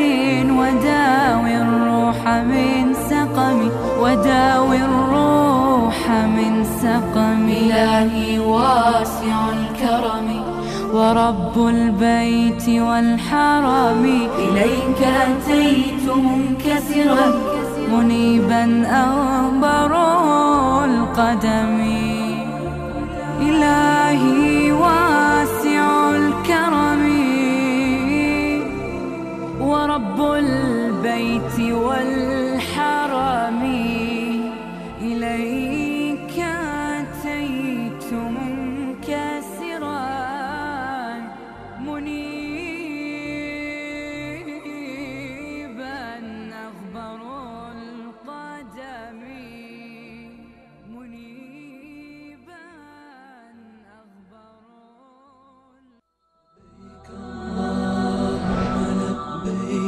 لبيك لا شريك لك لبيك إن الحمد والنعمة لك والملك لا شريك لك لبيك لبيك اللهم لبيك لبيك لا شريك لك لبيك إن الحمد والنعمة لك والملك لا شريك لك لبيك لبيك اللهم لبيك لبيك لا شريك لك لبيك إن الحمد والنعمة لك با سلام مجدد خدمت شما بیننده های عزیز و گرامی با ویژه برنامه رکن پنجم با موضوع فلسفه عید و نشر و پخش زنده مراسم حج از مشعر منا که رمی جمرات در آنجا فعلا در حال برگزاری هست. تعداد زیادی البته امروز رمی جمری خود را بعد از زوال آغاز کردن و انجام دادن و تعداد تا اکنون انجام میدهند. البته این سلسله ادامه دارد تا دیر شب. رمی جمرات سه‌گانه امروز صورت میگیرد و فردا هم کار حجاج گرامی همین رمی جمری سه‌گانه خواهد بود. از همکار عزیزم جاوید جان خواهش میکنم تا لحظات بعد شماره برنامه را زیرنویس بکنن. بیننده های عزیزی که میخواهند در این بحث با ما شریک شوند میتونن تماس بگیرن و همچنان روی مراسم حج و رمی جمرات اگر صحبت داشته باشن صحبتشان را میشنویم. جناب دکتر، قبل از اینکه تماس ها وصل شود میشه برای ما بگوید که چرا دین مبین اسلام به مشارکت تمام اقشار جامعه در مراسم عید تأکید می کند و اصرار دارد؟ آیا کفایت نمی کند که یک بخش از جامعه شریک شوند و این مراسم را انجام بدهند؟ ببینید در عید یک نعمت الهی و یک جایزه بزرگ تقسیم میشه. واسه همینه که رسول اکرم صلی الله علیه و سلم تلاش دارن که همه رو تشویق کنن که همه افراد جامعه برن. اونایی که میتونن نماز بخونن، خانم ها برند، آقایون برند، حتی اون خانم هایی که عذر شرعی دارند و نماز برشون نیست، اونها هم برند.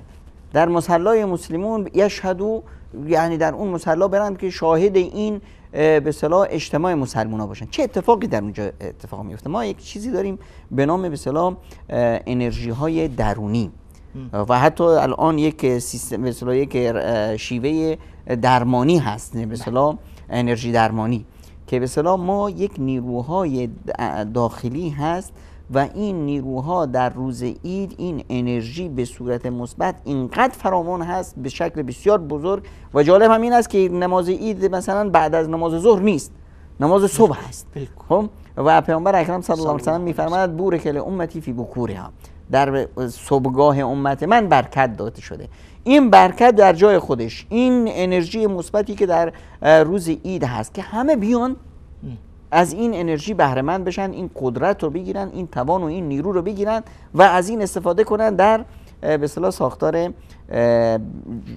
زندگی خودشون. خداوند متعال یک نیروهای بسیار بزرگی در ما گذاشته که ما احیانا از این نیروها غافل هستیم. یک گنجهایی است در من فرد، گنجهایی است. مثلا خداوند متعال به من طلا داده، به من نقره داده، به من الماس داده، به من به اصطلاح نعمت‌های بزرگ داره، به من پولم داده. یه وقتی میاد این پولی که ناچیزترین چیز هست چشمگیر میشه. یه فرد میاد میگه که من پول ندارم پس من هیچ کاره نیستم، من هیچ چیزی نمیتونم بکنم، من هیچ فایده ای از من نیست و من دست و پا چلفتم، خودم رو تو زندان انداختم و افتاده میبینم. در حالی که منی که پول ندارم عقل دارم، توان دارم، قدرت دارم، به اصطلاح بینش دارم، هدف دارم.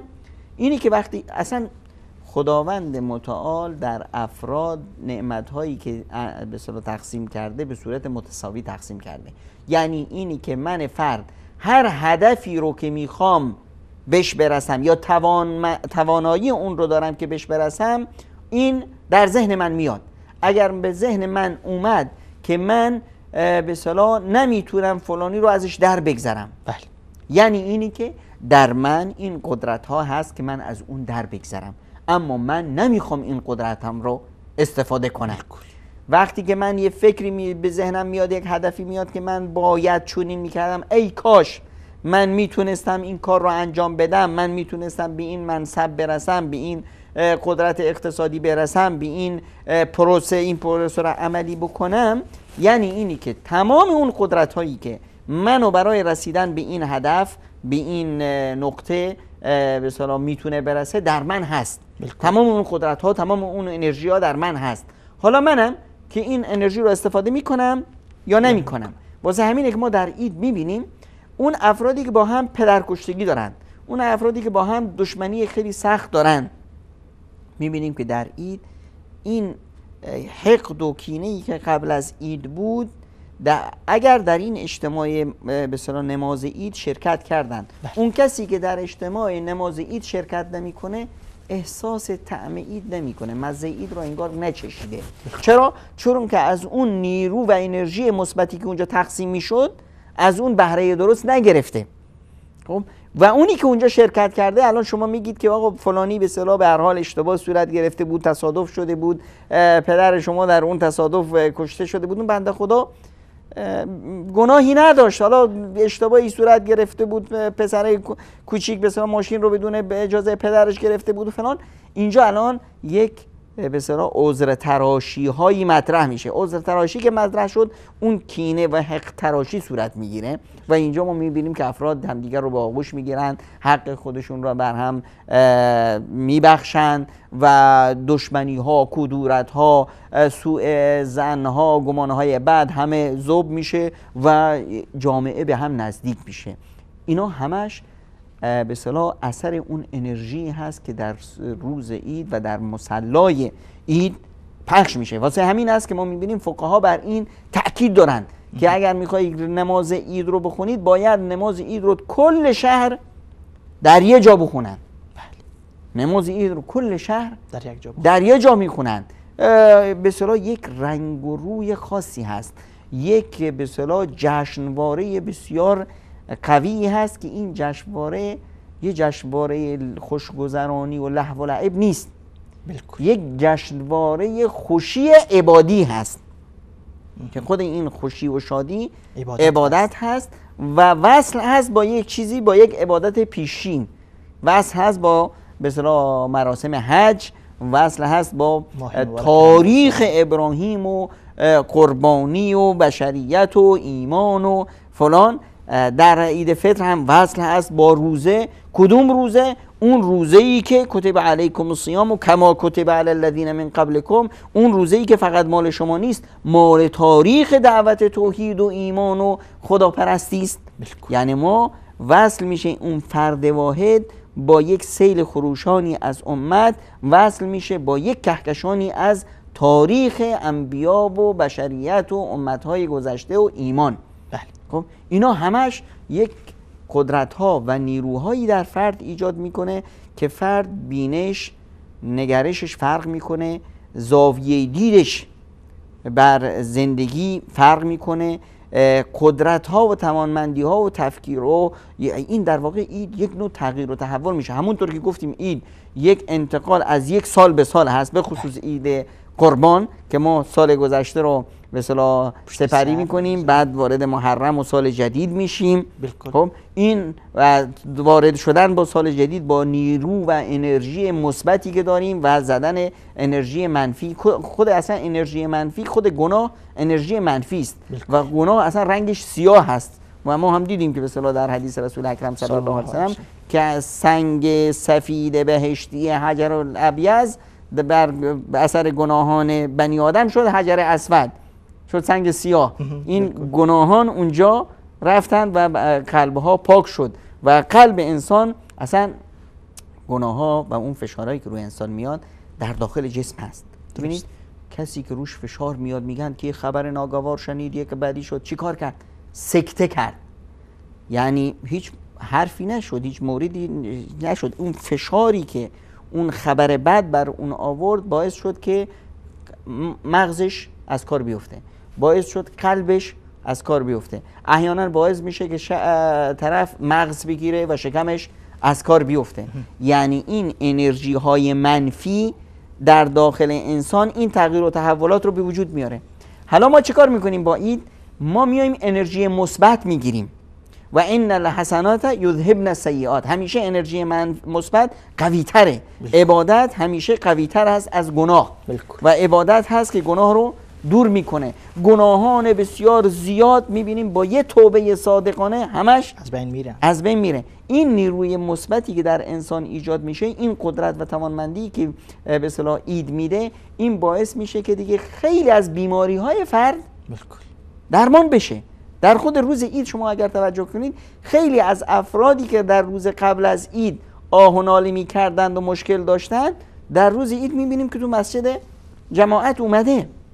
خب نتونست نماز فجر بره اما نماز عید رو اومد. یعنی یک انرژی که در اون ایجاد میشه حتی در روی صحت اون تأثیر مثبت میذاره.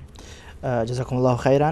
بنده های عزیز، البته دیدید که از آن مغرب از مناره های مسجد الحرام بلند می شد و طرف دیگه تصویر هم مشعر مینا بود که حجاج کرام دارن میآیند به سوی جمرات و جمرات سیگانه را رمی میکنن. هر جمره را با 7 سنگریزه با نام الله، الله اکبر گویان هر سنگریزه را به سوی هدف معین و مشخص پرتاب میکنن.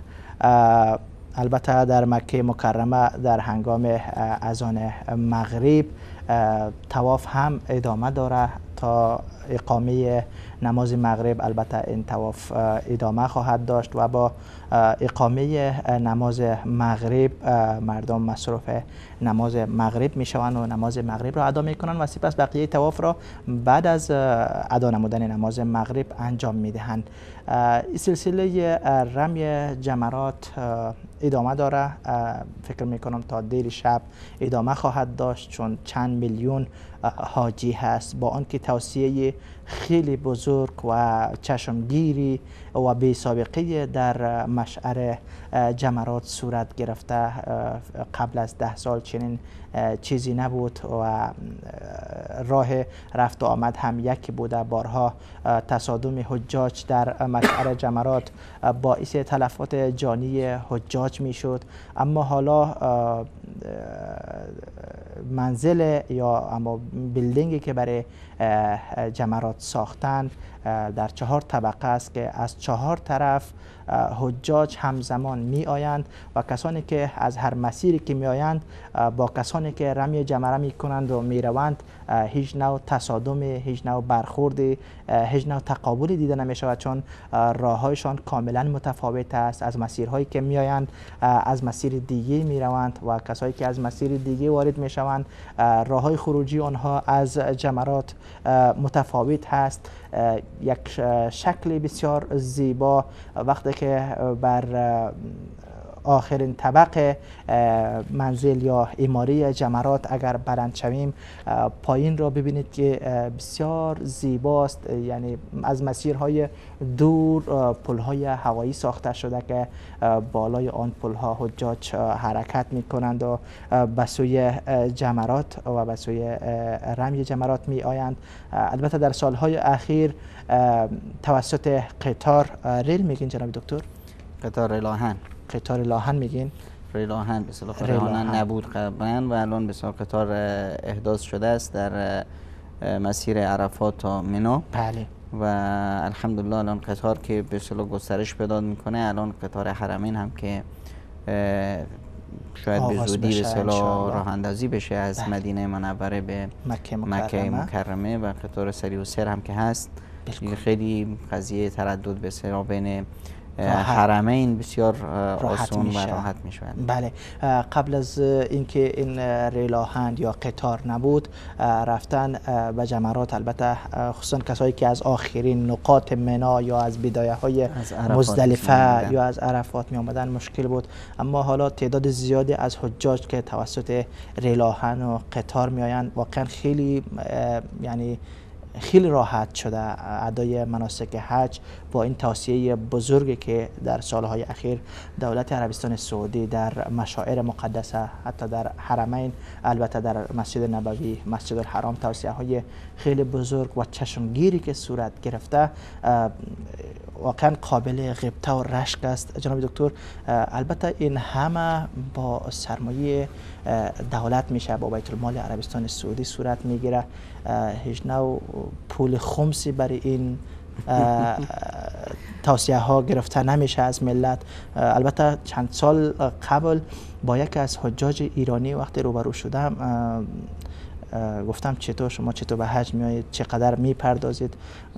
گفتن که پولی که ما برای حج میپردازیم حدود $30,000 بود اون وقت، اما تا اینکه خمس مال من را ندیم اجازه نمیدن به حج بیاییم. حالا گرفتن خمس مال با حج چه ارتباط داره؟ مثلا یک نفر اگر $500,000 دارد باید 100,000 اون را دولت بگیره دیگه. دولت نه، به آخوند بده. آخوندی که بر همه چیز چیره است و هم مال مردم رو میچاپه و هم ناموس مردم رو به نام به اصطلاح صیغه و این مزخرفات.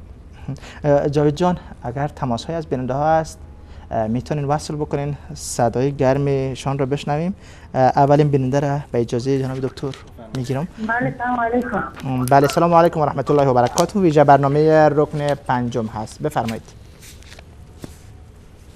ایده بر شما استاد محترم، بر جناب دکتر عمر و خدمت تمامی استادان عزیز تبریک و تحیت عرض میکنم و ملت غیر افغانستان اینجا تبریک میگم. تشکر، سلامت باشید. عید شما هم مبارک باشد، روزهای خوشی داشته باشید. خواهر گرامی، موضوع برنامه ما فلسفه عید بود. البته پوشش مستقیم و زنده از مشعر منا داشتیم که حجاج گرامی داشتن رمی جمرات را انجام میدادن. روی موضوع ما هم اگر صحبت دارید بفرمایید.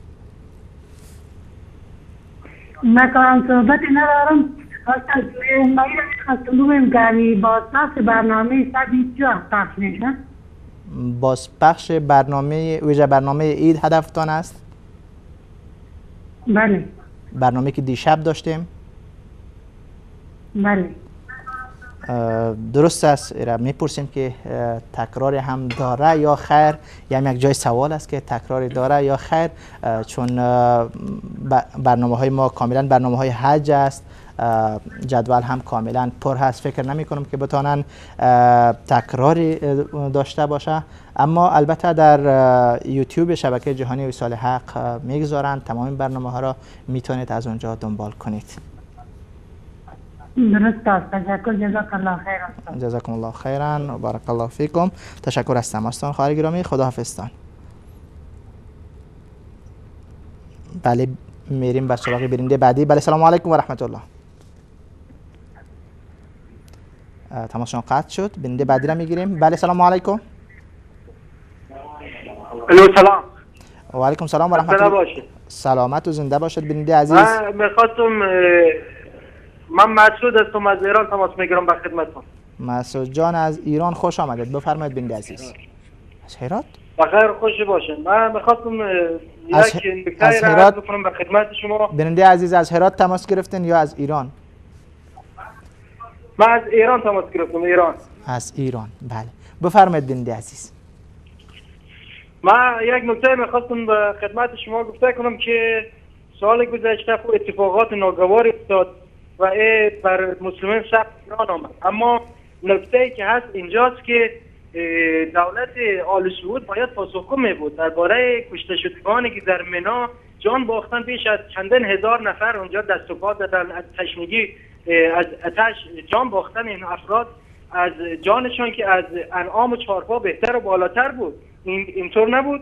وقت شما گوسفنده آنجا نشستید، اونجا از آل سعود دفاع میکنید. خب سوالتون گرفتیم برنده عزیز. پاسختان را انشاءالله از جناب دکتر عمرای عزیز خواهید شنید.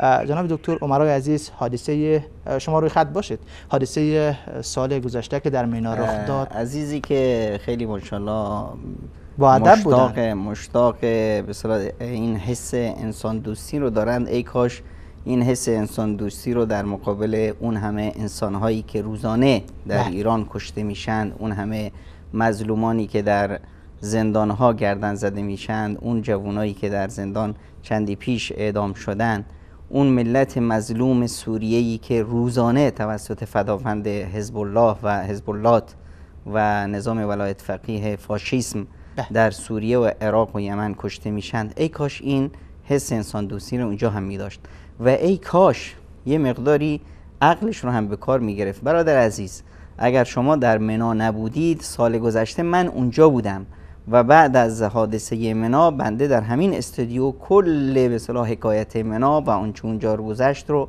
اینجا حکایت کردیم. شما چرا عقلت رو مثلا میدی، مهار عقلت رو میدی به دست 4 تا آخوند دروغگوی مکار؟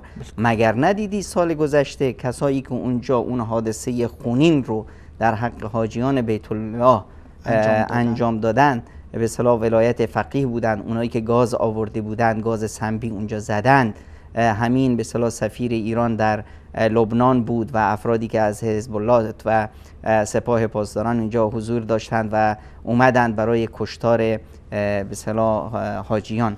عزیز برادر گل من، شما مگر تاریخ رو ورق نزدید؟ هیچ کسی در تاریخ بیت الله الحرام خون نریخت، حاجیان رو نکشت مگر تشیع. از قرن 4 که قرموطی ها 317 هجری که اومدن 30,000 حاجی رو در مطاف گردن زدن تا آمدن کودتای آقای خمینی در ایران و بعد از کودتا، بعد از 1 سال از جنگ خونینی که با کشور همسایه عراق به راه انداخته بودند، اولین فاجعه رو در سال 1402 در حج انجام دادن. بعد از اون سال بعدش، بعد از اون سال 1406 1407 1409 تا سال گذشته، یعنی 7-8 سال اینها فاجعه درست کردن در به اصطلاح عربستان و در به اصطلاح مراسم حج. واقعا من متاسفم که شما برادر عزیز که از به اصطلاح حرفتون برمی اومد که انسانی هستید که در پی عقل هستید و به عقلتون احترام و ارزش قائل هستید، چرا این عقل رو به کار نمیبرید یه واقعیت ها رو ببینید؟ عزیز من، این برنامه‌ای که ما میذاریم فقط به خاطر این هست که یک مقدار عقل رو ما بها بدیم. این خداوند متعال به ما نعمت بزرگی قرار داده به نام عقل. آخه تا کی ما میخوایم به اصطلاح این عقل رو به اصطلاح قفلش بزنیم، این مهارمون رو دست 4 تا آخوند مکار دروغگوی هیله‌گر بدیم؟ عزیز من، تو یک کمی به سر و وضع کشور خودت نگاه کن. ببین این ایرانی که امروز باید شاخصه دنیا می بود، ثروتمندترین کشور دنیا، با اون به اصطلاح درآمدی که ما داریم، ببین ما رو مقایسه کن با همین کشور همسایه ترکیه. 2 روز آقای اردوغان چند ساله که حکومت میکنه. ترکیه ای که از زیر خاک بود این رو آورد الان داره با به اصطلاح بزرگترین کشورهای دنیا داره رقابت میکنه. تو ببین که این مال و ثروت این کشور به دست کی داره میره؟ مال و ثروت ملی رو به تاراج بردن. خمس توی بدبختی که میری روز تا شب جون میکنی به خاطر آینده خود و فرزندانت، این رو دارن به تاراج میکشند و میگن ناموسی برات نگذاشتن، به نام صیغه و نمیدونم چی ناموست رو تجاوز کردن، مال و ثروتت رو چاپیدن، آینده بچه‌ها و تو آینده کشورت رو بردن، کشورت رو به یک ویرانه تقسیم کردن که دخترای تو ناموس تو الان در دبی و در نمیدونم بانکوک و در هند میرن برای رقاصی. اینا دانشجوهای بدبختی هستن که به اصطلاح باید الان کشور بهش میرسید. مغزهای کشور دارن فرار میکنن. تا کی ما بخوایم خودمون رو گول بزنیم؟ برادر عزیز من، مسعود جان، یه مقداری همین عقلی که خداوند به ما داده اینو احترامش براش قائل بشیم، یکم فکر کنیم. فکر میکنم از لهجه صحبتشان من تو برداشت کردم افغانی بودن که در ایران بودن.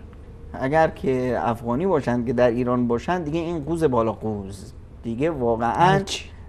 افغانی مثلا ببینید، افغانی یک ملتی هست که در ایران به افغانی طوری که ظلم و ستم شده، من در اینجا به عنوان یک ایرانی از تمام عزیزان افغانی و دلیرمردان افغانی شرمندم و معذرت میخوام. این کاری که در ایران بر افغان صورت گرفته در هیچ جای تاریخ صورت نگرفته. استاد رحیمی عزیز، افغانی کی هست؟ افغانی رو اگر ما بیاییم ما ایرانی‌ها اگر افغانی رو بیاریم خاک پایش رو توتیای چشمانمون کنیم کم کردیم. وقتی که روسیه حمله کرد به افغانستان، روسیه افغانستان رو نمیخواست. میخواست از افغانستان چی میخواست؟ هیچ. یک مسیر ترانزیستی بود. روسیه چابهار رو به اصطلاح بندر عباس رو میخواست. افغانی اومد سینه سپر کرد، از ایران دفاع کرد، کشورش رو، زن و بچهش رو، خودش رو به اصطلاح قربان کرد برای دفاع از کشور همسایه ایران. خب ایران در مقابل چی داد به افغانستان؟ همون 4 تا مهاجری که به افغانستان اومده بودن اسمش شد افغانی بدبخت پدر سوخته و به بدترین کارها کشیدن. یک افغانی تو ایران نشون بدید که اومد به اصطلاح گدایی. افغانی میرفت اونجا جون میکند، راه سازی میکرد، چاه میکند، بیشتر کارهای سنگینی که تا امروز در ایران هست، کارهای شاقی که هیچ ایرانی نمیکنه، افغانی داره اینو انجام میده. بعد از اون همین افغانی بیچاره که باید اونجا باید با سربلندی زندگی کرد، سربلندی و عزت میشد، این داره از ما دفاع میکنه. ما اومدیم چیکارش کردیم؟ 4 تا افغانی بیچاری که به اصطلاح از عزیزای هزاره ما بودن، اینا رو گرفتیم سربازشون کردیم. وقتی که نظام میخواست که بلوچا رو سرکوب کنه یا کردا رو سرکوب کنه یا عربا رو سرکوب کنه، از همین افغان‌ها استفاده میکرد برای سرکوب به اصطلاح مناطق مرزی. حالا که به اصطلاح جنگ سوریه شده، همین افغانی بیچاره رو که این همه سال بود، افغانی میره تو لندن 2 سال میمونه، بهش ملیت بریتانیایی میدن. در ایران این همه سال سپری کرد، هیچی نه غیر از سرکوب، هیچی نه دید. الان بهش میگن بعد از اینکه 30 سال اینجا سرکوب شدی برو در سوریه، اگر کشته شدی ما اون وقت به بچه‌هات ملیت ایرانی میدیم، اون وقت بچه‌هات میتونن تو مدارس ایرانی تحصیل کنن، اون وقت اگر خانومت مریض شد میتونه تو به اصطلاح بیمارستان ما بیاد درمون بشه. همین افغانی رو چند روز پیش همین عزیزانی که باید الان اینا تاج سر ما می بودن روی بهشون بسیار میرسیدیم، اینا رو گرفتن مثل برده فروش های زمان قدیم تو قفس گذاشتن تو شیراز.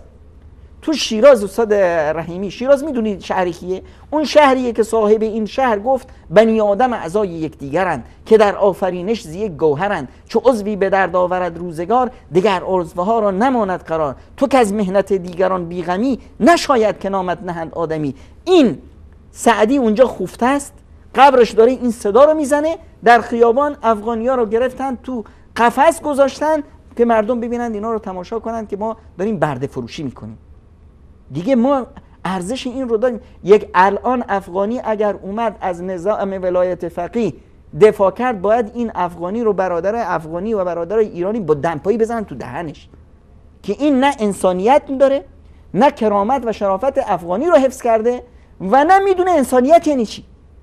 حالا اگر ایرانی بود و این حرف رو زد و به اصطلاح این که در حق افغانی و این دیگه باز بدتر. تشکر، سلامت باشید جناب دکتر عمرای عزیز. جاوید جان تماس بعدی بله روی خط هستن، میگیریم به اجازهتون جناب دکتر. سلام علیکم و رحمت الله.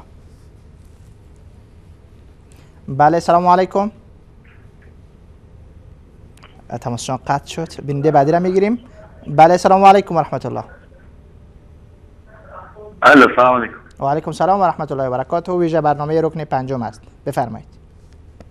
بله خدمت استاد عزیز عرض کنم که ایشون فرمودن که پارسال توی حج بودن و حکایت کردن اتفاقی که افتاده رو.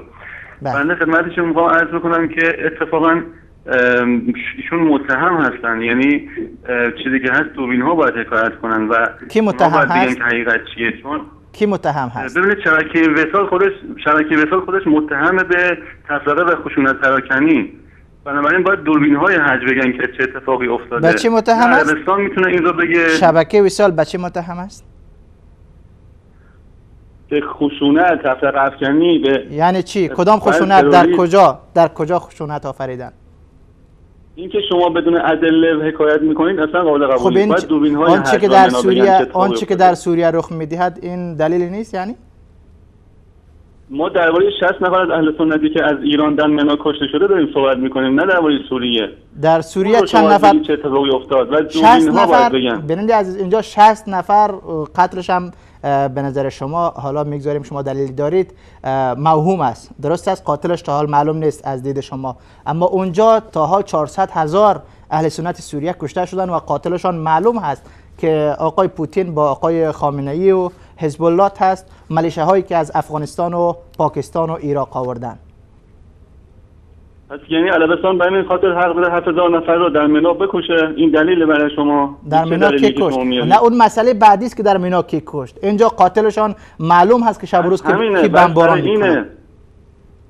نه خشونته یعنی که شما چیزی رو بکشید بعد بگید چرا شما گفتید که فلانی رو کشته. این دلیله. بیننده عزیز شما حج اومدید؟ برادر عزیز من حج اومدید، شما منا را دیدید؟ صحبت میکنید که در اون 7000 نفر کشته شده. آفرین، حق با شماست. شما منا رو دیدید؟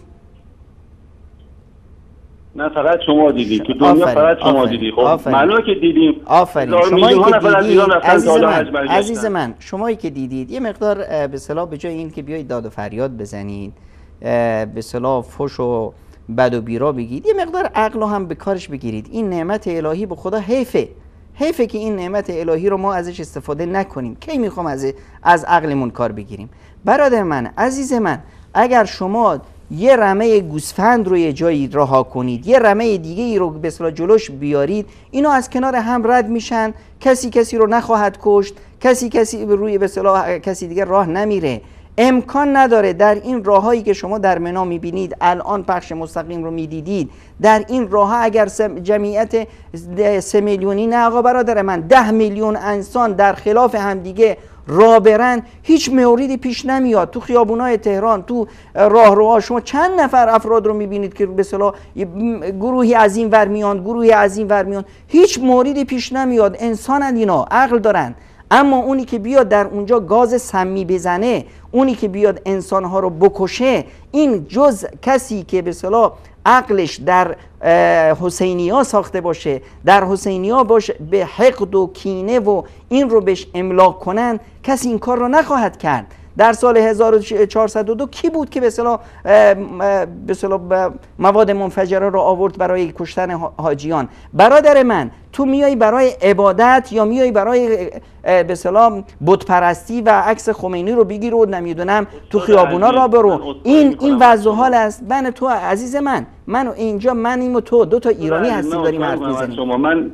عزیز من، برادر من اینجا ملک سعود اینجا وجود نداره، عربستانی اینجا وجود نداره. منم و شما دو تا ایرانی، هر دو تامون باید یه مقدار احساس داشته باشیم، یک مقدار دلمون برای کشور خودمون بسوزه، یک مقدار دلمون برای انسانیت بسوزه. الان این شرافت، این عزتی که من و تو داریم، همه دنیا اومدن تو حج شرکت کردن امسال، من و تو نیستیم. به خاطر چی برادر من؟ به خاطر چی؟ مگه من و تو چه گناهی کردیم؟ گناه ما اینه که مثل من و تو عقلمون رو، مثل شما عزیز من، عقلمون رو به کار ننداختیم، گذاشتیم 4 تا آخوند مکار دروغگوی هیلگر بیان من و تو رو به جون هم بندازن، من و تو رو بذارن با خدا در بیفتیم. عزیز من، این حج جای امن امانه، حرم امن الهی است. در حرم امن الهی من و تو بیایم برای انسان کشی؟ این برای من و تو شرافت داره؟ عزیز من، الان تمام دنیا در حج وجود دارن، تمام دنیا میدونن که خیمه های ایرانی خالیه. برای چی خالیه؟ برای چی؟ برای چی من و تو یک مقدار عقلمون رو به کار نندازیم، جزئی از این امت بزرگ باشیم؟ عزیز من، چرا بخوایم با خدا در بیفتیم؟ هر که با خدا در افتاد بر افتاد. الان عزیز من، شما میایید یه دروغی که به شما املا شده، من میگم من اونجا بودم و تمام به اصطلاح همراه با کل خبرنگارای جهانی اونجا بودیم، همه دوربین‌ها رو اونجا ما میدیدیم. عزیز من، شما مثل اینکه اصلا پرتید. ما در برنامه‌هایی که بعد از اون حادثه داشتیم اینجا اومدیم، همه به اصطلاح با مدرک اومدیم. شما میایید میگی که وصال حق آقا متهمه. شما مگه قاضی هستید عزیز من؟ شما مگه وصال حق مگه حزب الله فرستاده برای کشتن به اصطلاح برادرای مسلمون در سوریه؟ من و تو باید خجالت بکشیم از اهل سوریه، خجالت بکشیم از برادر افغانیمون که اینجور تو به اصطلاح قفس میندازیمش تو شیراز، خجالت بکشیم از برادر عراقیمون که کشورش رو داغون کردیم. من و تو برای خودمون کی گذاشتیم؟ عزیز من، دل من، برادر من، ما تو یک کشور زندگی میکنیم، حالا هر چی باشیم، اگه ما بخوایم به اصطلاح بدترین انسان‌های روی زمین باشیم، مگه ما اینجا یک به اصطلاح منطقه جغرافیایی نداریم؟ افغانی هر چی باشه برادر ماست، همسایه ماست، پاکستانی همسایه ماست، عراقی همسایه ماست. ما برای خودمون یه همسایه گذاشتیم. عزیز من، ما برای خودمون یه همسایه گذاشتیم. همه دنیا بدن، فقط ما خوبیم. یعنی یه مقدار به خودم کی هست تو این دنیای به این بزرگی؟ شما برای من ایرانی، من و شما ایرانی، به من بگو محض رضای خدا، خودت عقل داری، شعور داری، برادر من، تو این دنیا کدوم کشوره که رفیق من و توست؟ کدوم کشوره؟ مگر چین رقیب من و توست که به اصطلاح مسلمانای چینی رو داره میکشه؟ هندوستان گاو پرست رفیق من و توست که داره مسلمان‌ها رو تو کشمیر میکشه؟ روسیه خدا نشناس رفیق من و توست که داره در چچن قتل عام میکنه؟ همه دنیا، همه مسلمان‌ها بدن، فقط آقای خامنه‌ای خوبه؟ عزیز من، تو همین ایران بگو که چند نفرن که خامنه‌ای رو قبول دارن، چند نفرن که ولایت فقیه رو قبول دارن؟ برای چی ما بخوایم همه چیز رو خرابش کنیم؟ برای چه ما نمیخوایم مثل آدم زندگی کنیم؟ عزیز من، برادر من، دل من برای این کشورم میسوزه.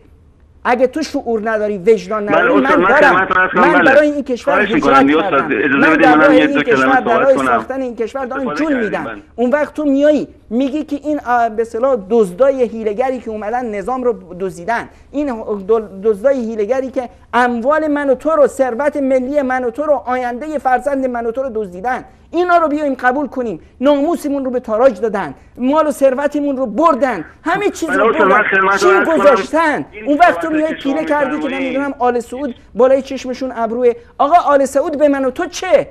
من و تو چه گذاشته واسه کشورمون؟ برای ما چه گذاشتن؟ اون وقت تو میای به اصطلاح آقا آل سعود این کار کردن به کشور خودشونه.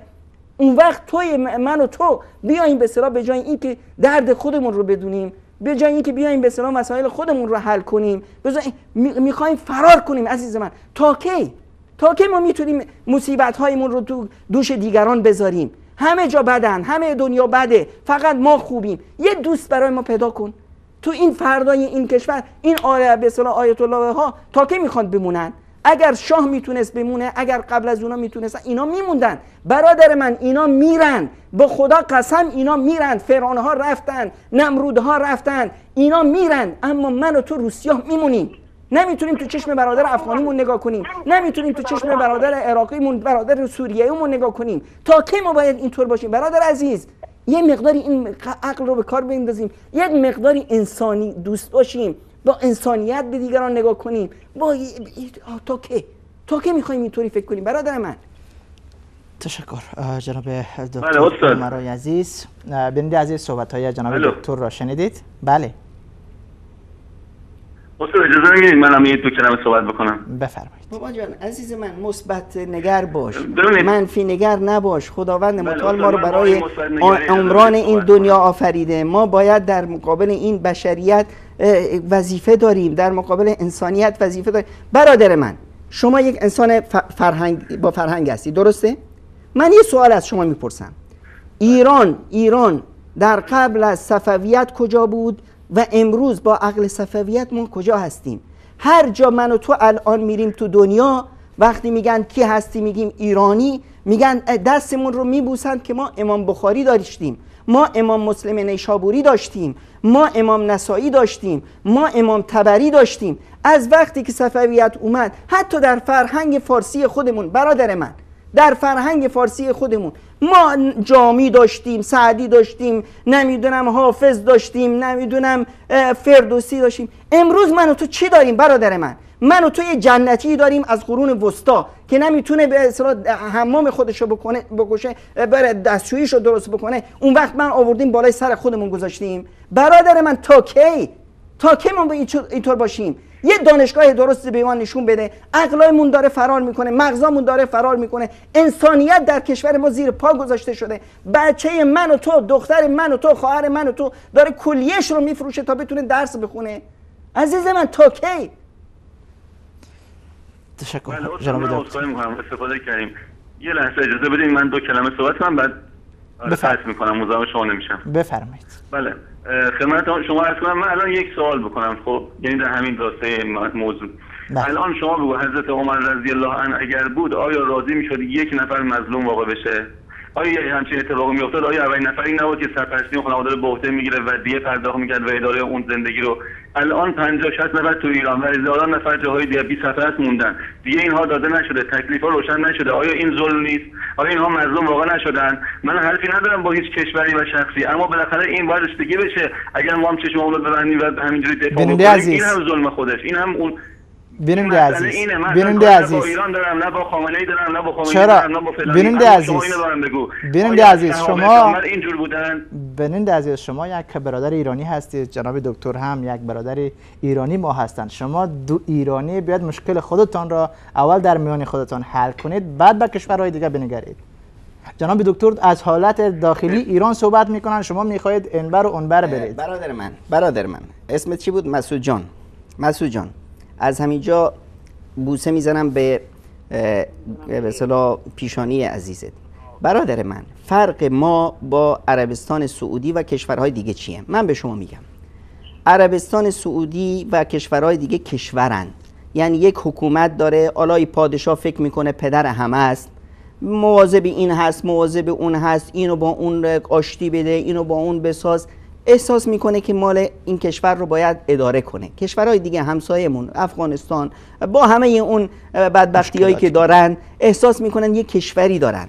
ما در ایران برادر من کشور نداریم، ما یک حوزه علمیه بزرگ داریم.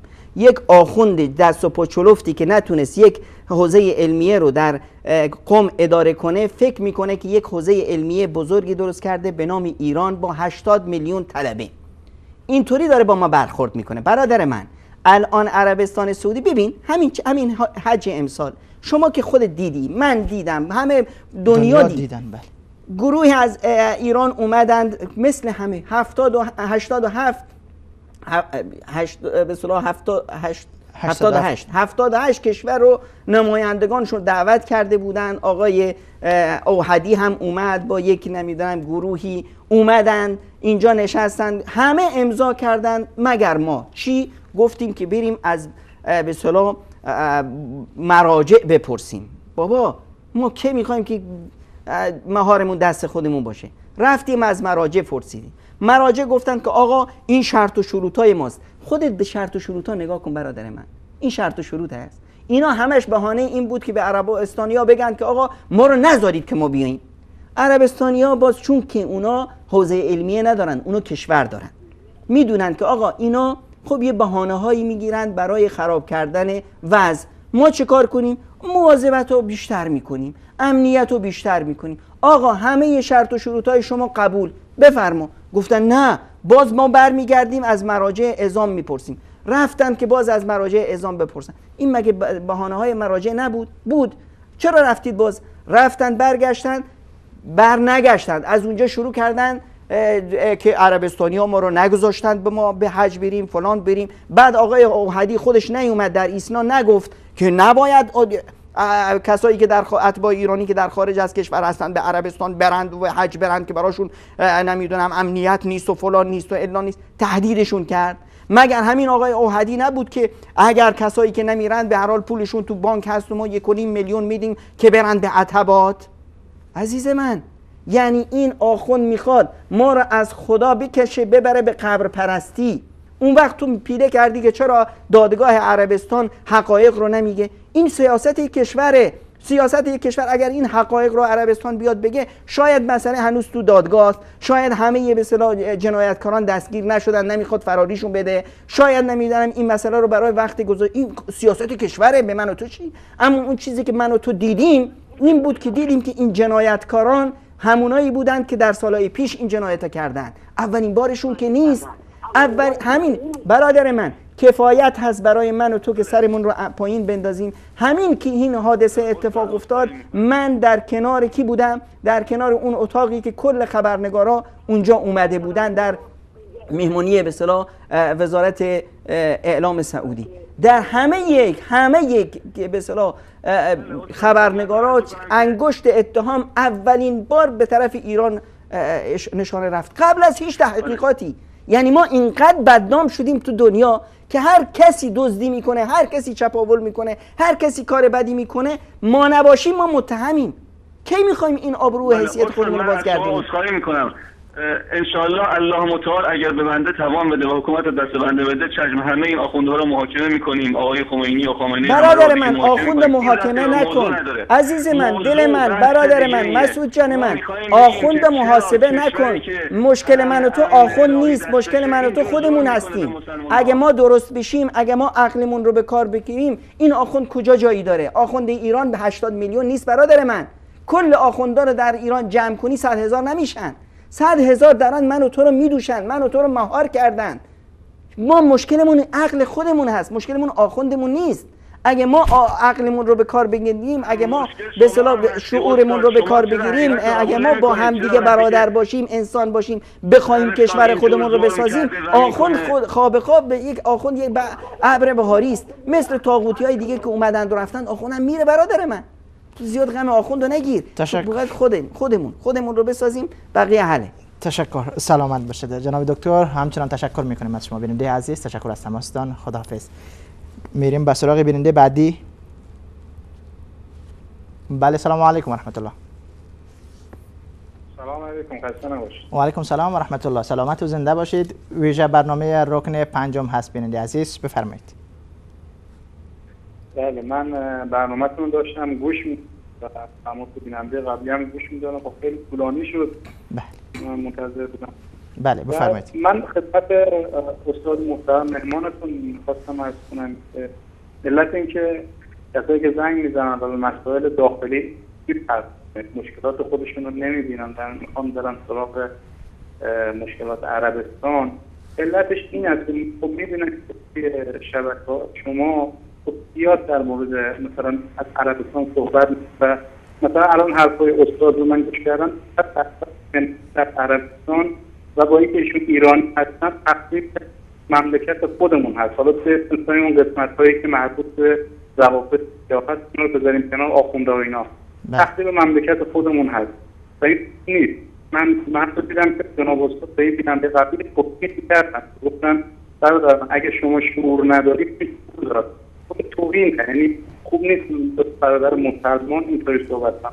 و اما سوالم این هست که می‌خواستم ببینم که با توجه به اینکه در ایام حج هستیم و این فریضه الهی داره برگزار میشه، می‌خواستم ببینم در زمان پیغمبر رسول الله اینطوری بود که در موقع حرام جنگ رو می‌ذاشتن کنار، یعنی جنگی در کار نبود.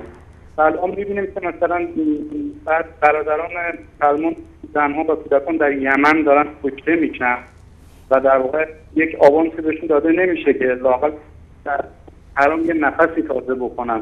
اینو می‌خواستم که توضیح بدم استاد محترم. و سوال دوم این است که بگذار بیننده از سوال اولتان حل بشه.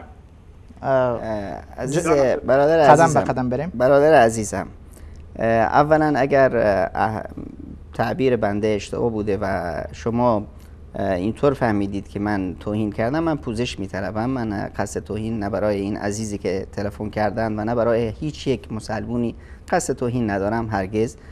من گفتم که ما باید شعور خودمون رو، احساسات خودمون رو کنترل کنیم، عقل خودمون رو به کار بگیریم. این به این معنا نیست که به اصطلاح ما بخوایم به کسی توهین بزنیم. اگر همچنین سوء تفاهمی شده من پوزش میخوام. نقطه دومی که اشاره کردید که نمیدونم حج در زمان پیامبر حج در زمان همیشه حج به اصطلاح یمن اشهر الحرم در به اصطلاح امنیت خودش، به اصطلاح قدسیت خودش رو داره و داشته و هست.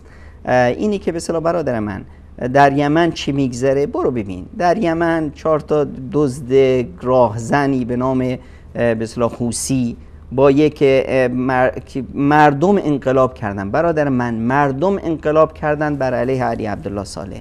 این حوثی مگه اهل یمن نبود؟ این حوثی مال همین کشور نبود؟ کی اینو مستش کرد و بر علیه کشور قیامش داد؟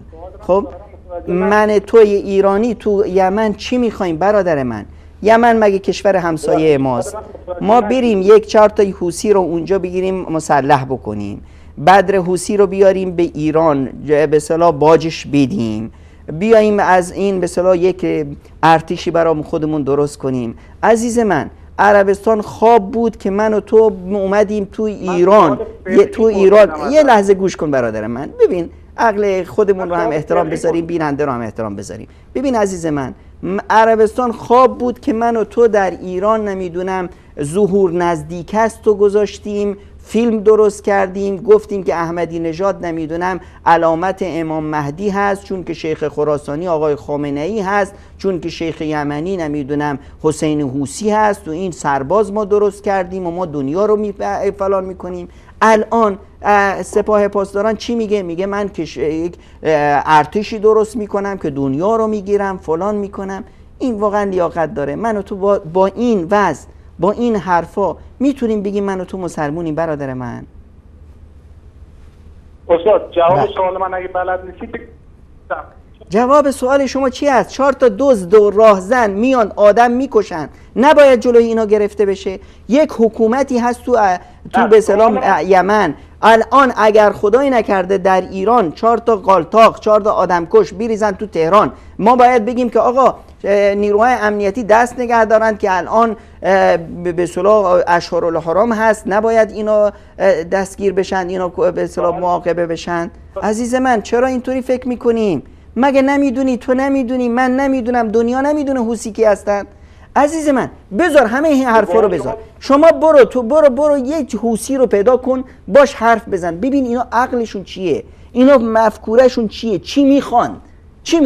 اگر شما تو این کشورید، جز این کشورید، خلاص با این کشور بشینید، با این نظام بشینید. مشکل دارید، مشکلتون رو حل کنید. مشکلتون رو ولایت فقیه حل نمیکنه برادر من.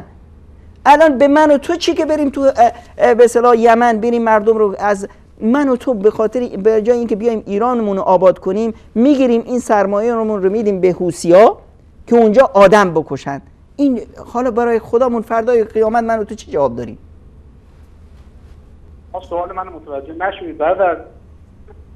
به هر حال برنامه عید هست، یک لبخند بزن. برنامه عید هست، لبخند بزن و به اصطلاح عید رو به اصطلاح سیاسیش نکن. این نه به اصطلاح دستورالعمل هایی که به شما میدن که بیایید همه برنامه رو سیاسی کنید و بیایید ببینید چه کار کردید. دو تا فحش دادید، دو تا حرف بد زدید، همه یه به اصطلاح مجبور شدیم که همه یه به اصطلاح چیزای آخونداتون رو بریزیم بیرون. بذارید خوش باشید، عید باش، یکم به اصطلاح شاد باش، انرژی مثبت بگیر، این افکار و اندیشه های بد رو از سرت بذار کنار. عزیز جان، منفی نگری تا کی؟ من و توی ایرانی مریض شدیم به خدا، از بس رو سر خودمون زدیم، از بس نمیدونم مرثیه خوندیم، عقلمون کجا رفته؟ همه بیمار شدیم. تا کی میخوایم اینطوری باشیم؟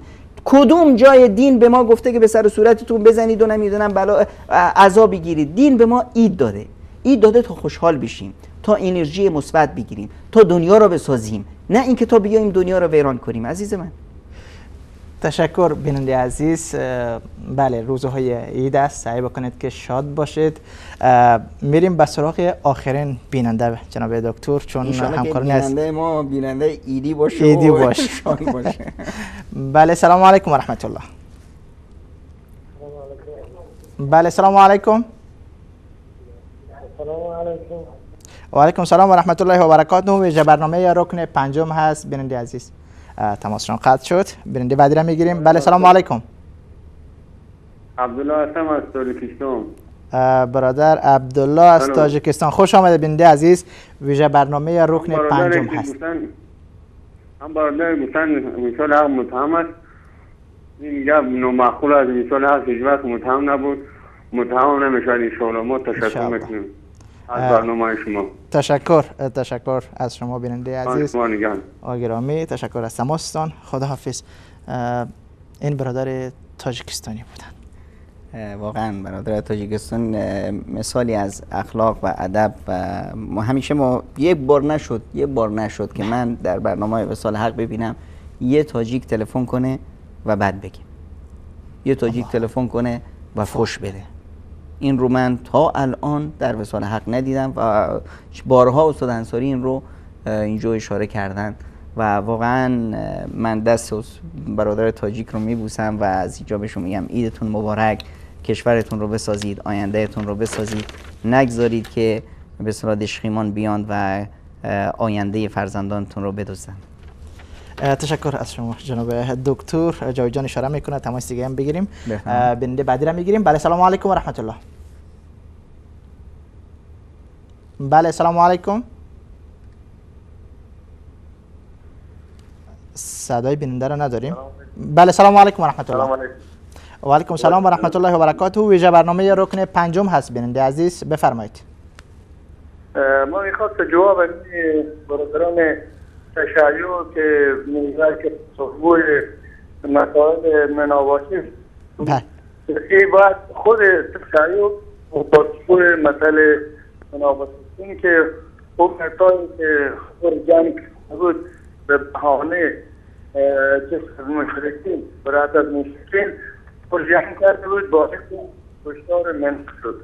خود اهل تشیع اینا مسئول کشتار منا چون اینا خود را هم کرده بود برای بهانه و از مشرکین. و امیر ما میخواست شما یادآوری کنید پاسخ با جواب از اینا بود. تشکر بیننده عزیز، تشکر از تماستان. خداحافظ. البته این بیننده ما میگفتن که مسئول کشتار منا تنها ایران است. واقعیت هست. الان ما چیکار کنیم؟ ایران و ایرانیان نیستند، اون نظام حاکمی هست که با خدا و دین و پیامبر و قرآن و کعبه و حق دارن. اون آخونده هم بیچاره حق دارند. حالا شما ببین این به 80,000 نفر ایرانی میاد به حج، 700,000 نفر ایرانی میاد به عمره، یعنی سالانه 1 میلیارد و چقدر هزینه این برادرای حاجیای ایرانی هست که میان به حج و عمره. این هزینه اگر میرفت تو آستان قدس رضوی میرفت، نمیدونم تو مشهد میرفت، تو نمیدونم معصومه میرفت، برای ایران خیلی به چاه چمکران ریخته میشد، خیلی برای این آخوندا مفید بود. تازه هر حاجی که میاد به الان شما من امروز بعضی از برادرای ایرانی عزیزمون که از اروپا و از کشورهای دیگه اومده بودند به حج، واقعا وزارت خارجه عربستان سعودی هم خیلی زرنگی کرده بود امسال به ایرانیایی که در خارج از کشور بودن هم اجازه داده بود بدون اجازه ایران بیان عبادت هست دیگه، جلوی خانه خدا رو مگر ابرهه بتونه بگیره. در هر حال اینا اومده بودند و خیلی خوشحال بودند و مصاحبه داشتن با یکی از تلویزیون ها و خیلی تعریف میکردن اینا. همه ایرانی که میاد اینجا یاد میگیره در حج و در عمره که به اصطلاح اینجا عبادت شخص نیست، به معبد نیومده، اومده پیش معبود. وقتی میرفت به امام رضا میرفت به یک معبد، وقتی میرفت به چاه شمکران میرفت به یک معبد، وقتی میرفت به معصومه میرفت به یک معبد. اینجا اومده میگه که اینجا معبود هست، معبد نیست. اینجا دیگه گره زدن پارچه‌ای نیست برای گشایش حل مشکلات. اینجا نمیدونم چاهی نیست که توش طلا و جواهرات و ثروت ها و نمیدونم پول بندازیم توش صندوق ها. اینجا نزدن که ما بیاییم امداد امام خمینی بزنیم و فلان و مردم رو به اصطلاح بچاپیم. نه، عبادت خداست. یا اینجا می اومد قرآنی میشد، محمدی میشد، یا اینی که حداقل از اینجا میرفت اون به اصطلاح سمپاشیایی که کرده بودند و اون تصوراتی که نمیدونم از مسلمانای جهان براشون ساخته بودند اونا از بین میرفت. اینجا در حج که میاد در این سیل خروشان به اصطلاح حاجیان اونجا احساس میکرد که ما حجممون چیه. تو ایران ما آقا رحیم شما باورتون نمیشه، تا وقتی که من تو ایران بودم از بس که رو سر ما خونده بودن فکر میکردم که ما دیگه از دماغ فیل افتادیم، ما بهترینا هستیم، تمام دنیا تشیع است تو فلان است. وقتی رفتم به حج دیدم که ما یک قطره ای هستیم در یک اقیانوس بیکران، کسی به ما توجه نمیکنه، اصلا کسی وجود ما اصلا مهم نیست برای امت اسلامی 1.5 میلیاردی. اونجا دیگه احساس کردم نه واقعا ما گول خوردیم، باید یکم با دیگران باشیم، با مسلمونا باشیم، انما المؤمنون اخوه باشیم، دیگران رو دوست داشته باشیم، ما رو دوست داشته باشن. واقعا وقتی که میبینیم به اصطلاح اینطور به اصطلاح ملت گول خوردن، وقتی میان این به حج و عمره بیدار میشن، خب این آخوند بیچاره دیگه هم حق داره که دیگه ببینه که بازارش داره کساد میشه، بگیم اینا رو جلوشون رو بگیریم. اما تا که اگر ابراهیم میتونست جلوی خانه خدا رو بگیره و خانه خدا رو ویران کنه، اینا خواهند تونست. مادام که ابراهیم نتونست، اینا هم نخواهند تونست. تشکر جناب دکتر عمرای عزیز. البته وقت هم از برنامه ما، وقتی که برای ما داده بودن گذشته. معذرت میخواهیم از همکاران عزیزمون که پشت صحنه هستن. فقط در پایان صحبت پایانی شما را میشنویم و سپس سر به مشعر منا میزنیم، یا اگر میخواید اول بریم به سراغ مشعر منا؟ هر طور که شما مناسب می‌بینید. خب جاوید جان عزیز لطفاً تصاویر مشعر منا را اگر میتونین به نشر بسپارین، ببینیم که اونجا شب شده، چون چند قبل من گفته بودم که اذان مغرب مکه مکرمه برند شده بود از مناره های مسجد حرام و اینجا البته شب هست و خیلی سکون و راحت همه مینا را فرا گرفته و طرف راست ما هم تصویر مسجد الحرام هست. طواف کننده ها گرچه تعدادشان کم شده، خیلی هم کم شده، اما هست عاشقان بیت الله عتیق که در اطراف این خانه عظیم مثل پروانه چرخ میزنند. البته حجاجی که در مشعر منا هستند، آنانی که تا هنوز نتوانستن رمی جمرات خود را انجام بدن، همکنون دارن رمی جمرات خود را انجام میتن و بعد از رمی جمره خود برمیگردن به خیمه هایشان که در منا هست. امشب را هم حجاج کرام در منا سپری میکنن. البته سپری کردن امشب در منا طبق مذهب جمهور اهل سنت و الجماعت واجب هست، بجز مذهب احناف که آنها سنت میدانند. البته مذاهب جمهور اهل سنت که مبیت یا شب سپری کردن در منا را واجب میدانند، برای اصحاب ذوی العذر یا کسانی که عذر دارند یا کار و وظیفه دارند که باید مجبور شوند بیرون مینا بروند برای آنها هم اجازه میتن. به هر حال امشب را حجاج کرام در مینا سپری میکنن. فردا 12 ذوالحجه خواهد بود که بعد از اذان مغرب یعنی بعد از زوال فوراً رمی جمرات آغاز می شود، یعنی تا اذان ظهر حجاج کرام آرام می باشند، در خیمه هایشان می باشند و با اذان ظهر که در حین زوال انجام می شود رمی جمرات یک بار دیگه آغاز می شود و هر سه جمره را، جمره صغرا و سپس وسطا و سپس کبرا را با هفت سنگریزه می زنند و آنجا البته حجاجی که میخواهند تعجیل بکنند در رمی جمرات، یعنی فقط با 2 روز سنگ زدن اکتفا بکنند، حجشان به پایان میرسه و فقط بالای آنها طواف وداع باقی میماند که وقت خداحافظی با بیت الله عتیق طواف وداع می داشته باشند.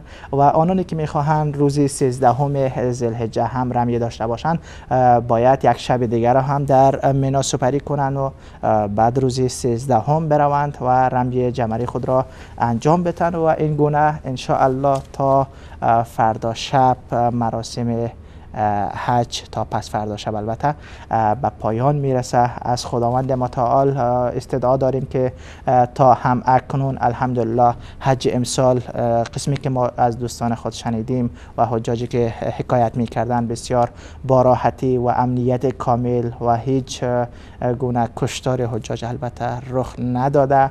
ان شاء الله باذن الله بقیه مناسک حج که خیلی کم مانده با همین امنیت و راحت و اطمینان خاطر حجاج بیت الله حرام صورت بگیره و به پایان برسه.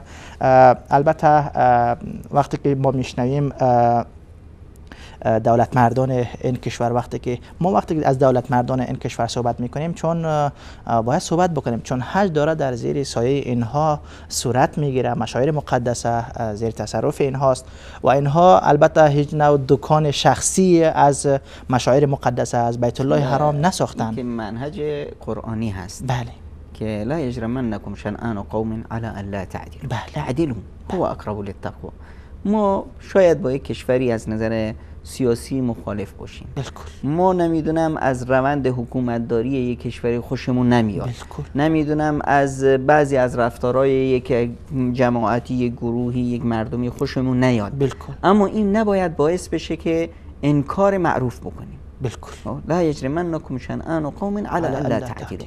ما امت عدل و انصاف هستیم، امت قسط هستیم، قسط هستیم، امتی هستیم که حق رو حق میگیم، باطل رو باطل میگیم. حالا کسی اشتباه کرد میگیم اشتباه است، کسی حق گفت دیگه باید بگیم حق حقه. و به اصطلاح از شکر خداوند لا یشکر الناس من لا یشکر الله. اون کسی که شکر مردم رو، کسی که بهت خوبی کرد تشکر ازش نکنی، اون شکر خدا رو به جا نمیاره. یعنی شکر خدا انجام دادن. ببینید در یه موردی هست که اگر شما اجازه بدید، وقت اگر اجازه میدیم من اشاره کنم، دقایق محدود برای معین کردن، دقایق محدود من اینو بگم که این عید هست. معنای عید شادی هست. و شادی برای چی؟ ببینید خداوند متعال اشاره دارند که وقتی که یک مصیبت هایی میاد و فلان و از این حرفا، بعد میاد لکی لا تأسوا علی ما فاتکم ولا تفرحوا بما آتاکم، تا یأس و ناامید نشید از اون چیزی که رفت، از اون مشکلاتی براتون پیش اومد، از اون بحران ها، و همچنین مغرور نشید به اون چیزی که خداوند داده. مغرور شدن معنیش چی است؟ وقتی که خداوند متعال به من یک ثروت میده، من خوشحال میشم. وقتی که به من یه ماشین میده، یک نمیدونم خانه، یه قصری میده، من اگر خوشحال شدم و خودم رو باختم، ببین بعضی وقتا میشه که انسان اونقدر خوشحال میشه که از شادی سکته میکنه، که میگن آقا شما برنده شدی 200 میلیارد. این 200 میلیارد براش اینقدر بزرگه و خودش در مقابل این 200 میلیارد اینقدر کوچیک میبینه که این بار بزرگ اونو له میکنه، سکته میکنه. وقتی که انسان به یک مادیاتی خوشحال میشه، دست و پاشو گم میکنه، یعنی این چی؟ یعنی این فرد داره در خودی خودش احساس میکنه که من از این ماده، از این ماشین، از این نمیدونم ساختمان و قصر من خیلی کوچکترم، چون که من خیلی در مقابل این کوچیکم، این رو بزرگ میبینم، این رو مثلا، در حالی که خداوند متعال ما رو به ارزش ها تشویق میکنه. ما در به اصطلاح زندگی یه ارزش هایی داریم، یک شهوت هایی داریم. ارزش های ما اون رابطه ما با خدا مونه، شهوت های ما رو میکشونه به بی‌بندوباری. واسه همینه که وقتی مثلا کسی بهش نعمتی میرسه باید شکرگزار منعم باشه. وقتی که خداوند متعال به من یه قصری داد، یه پولی داد، من اگر به این پول نازیدم و بازیدم، اینجا میشه که خودم رو گم میکنم و احساس میکنم من از این کوچیکترم. اما وقتی که من خدا رو دیدم که این نعمت رو به من داد، الان رابطم با خدا میشه، اعتمادم بیشتر میشه، توکلم بر خداوند بیشتر میشه، چون که خدا رو دارم که به من یک بار هدیه داده، مطمئنم که به من بارها و بارها هدیه خواهد داد. اعتمادم به زندگی بیشتر میشه، نیروی بیشتری میگیرم، بیشتر میتونم در زندگی به اصطلاح موفق باشم و خودم رو داشته باشم در زندگی. اینه که ما تشویق میکنیم که در ایام عید وقتی که ما شاد هستیم خدا رو ببینیم، این شادی رو از جانب خدا ببینیم، رابطمون با خداوند پررنگتر بشه، خودمون رو در مقابل مادیات نبازیم که اگر باختیم معناش اینه که ما احساس میکنیم از این ماده‌ای که به ما داده شده ما از این کوچیکتر هستیم، خردتر هستیم، حقیرتر هستیم، واسه همین دست و پامون رو در مقابل اون گم کرد. تشکر جناب دکتر از این که گفتید که ولایجرمنکم شنآن قوم علی الا تعدلوا اعدلوا و اقرب للتقوی. داشتم میگفتم وقتی که ما در مورد دولت عربستان سعودی بحث میکنیم، یعنی بحث ما در مورد حج، مشاعر حج، خدماتی که برای حجاج فراهم میشه، بدون صحبت کردن از دولت عربستان سعودی ناممکن است، چون این دو لازم و ملزوم هست. دولت مردان سعودی همیشه شعارشان این بوده که خدمت الحج شرف لنا. ببینید که تقدیر الهی است که حرمین در این منطقه باشند. الان اگر آل سعود بودن، قبل از اون آل فلان بودن، قبل از اون فلان ترش بودن، هر کسی که اینجا هست احساس میکنه که مسئولیتش هست حرمین. اگر احساس نکرد که مسئولیتش هست حرمین، امت اسلام اون رو قبول نخواهند کرد، چون که این حرمین مال امت هست. کسی اومده اینجا میگه که من مسئولم، من در مقابل اینا خدمت میکنم به شما. در واقع حرمین هستند که به همیشه خدمت میکنن.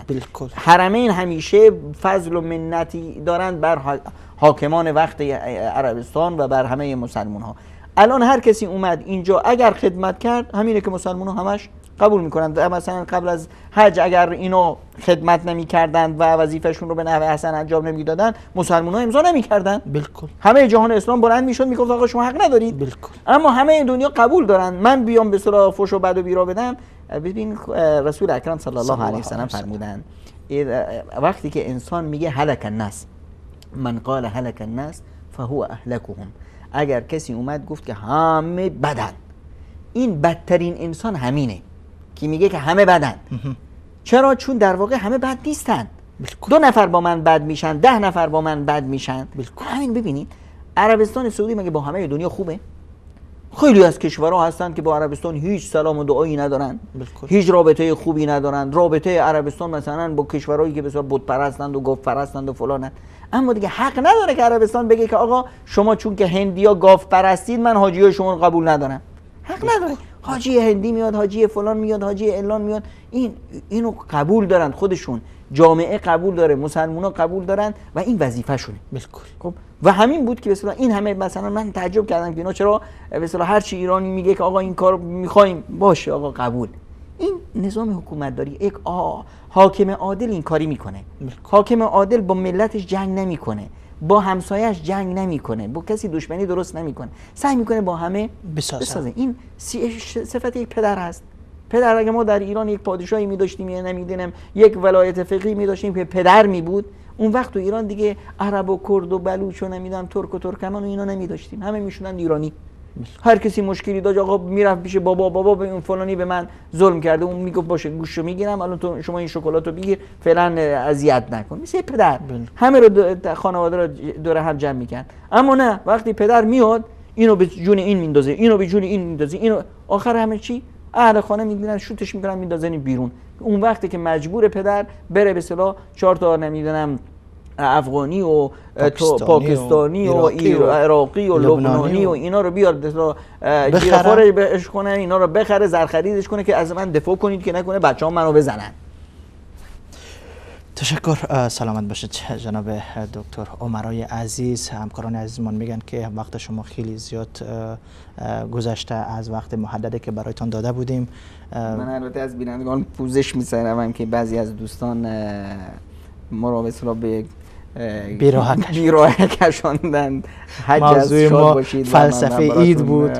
آرزوی شادی و خوشی و سلامتی دارم. بدون شک من باور دارم که حرفایی را که آن برادرانمان مطرح کردن حرفای دیگه بیرون شد. انشاءالله که حقایقی را که شما بیان کردید باعث راهنمایی و راهیابی هزاران بیننده دیگه ما می شود. انشاءالله که در این هم خیر نهفته است. انشاءالله تشکر میکنیم از تمام شما بیننده های عزیز که تا این لحظات با ما بودید و تحملمان کردید.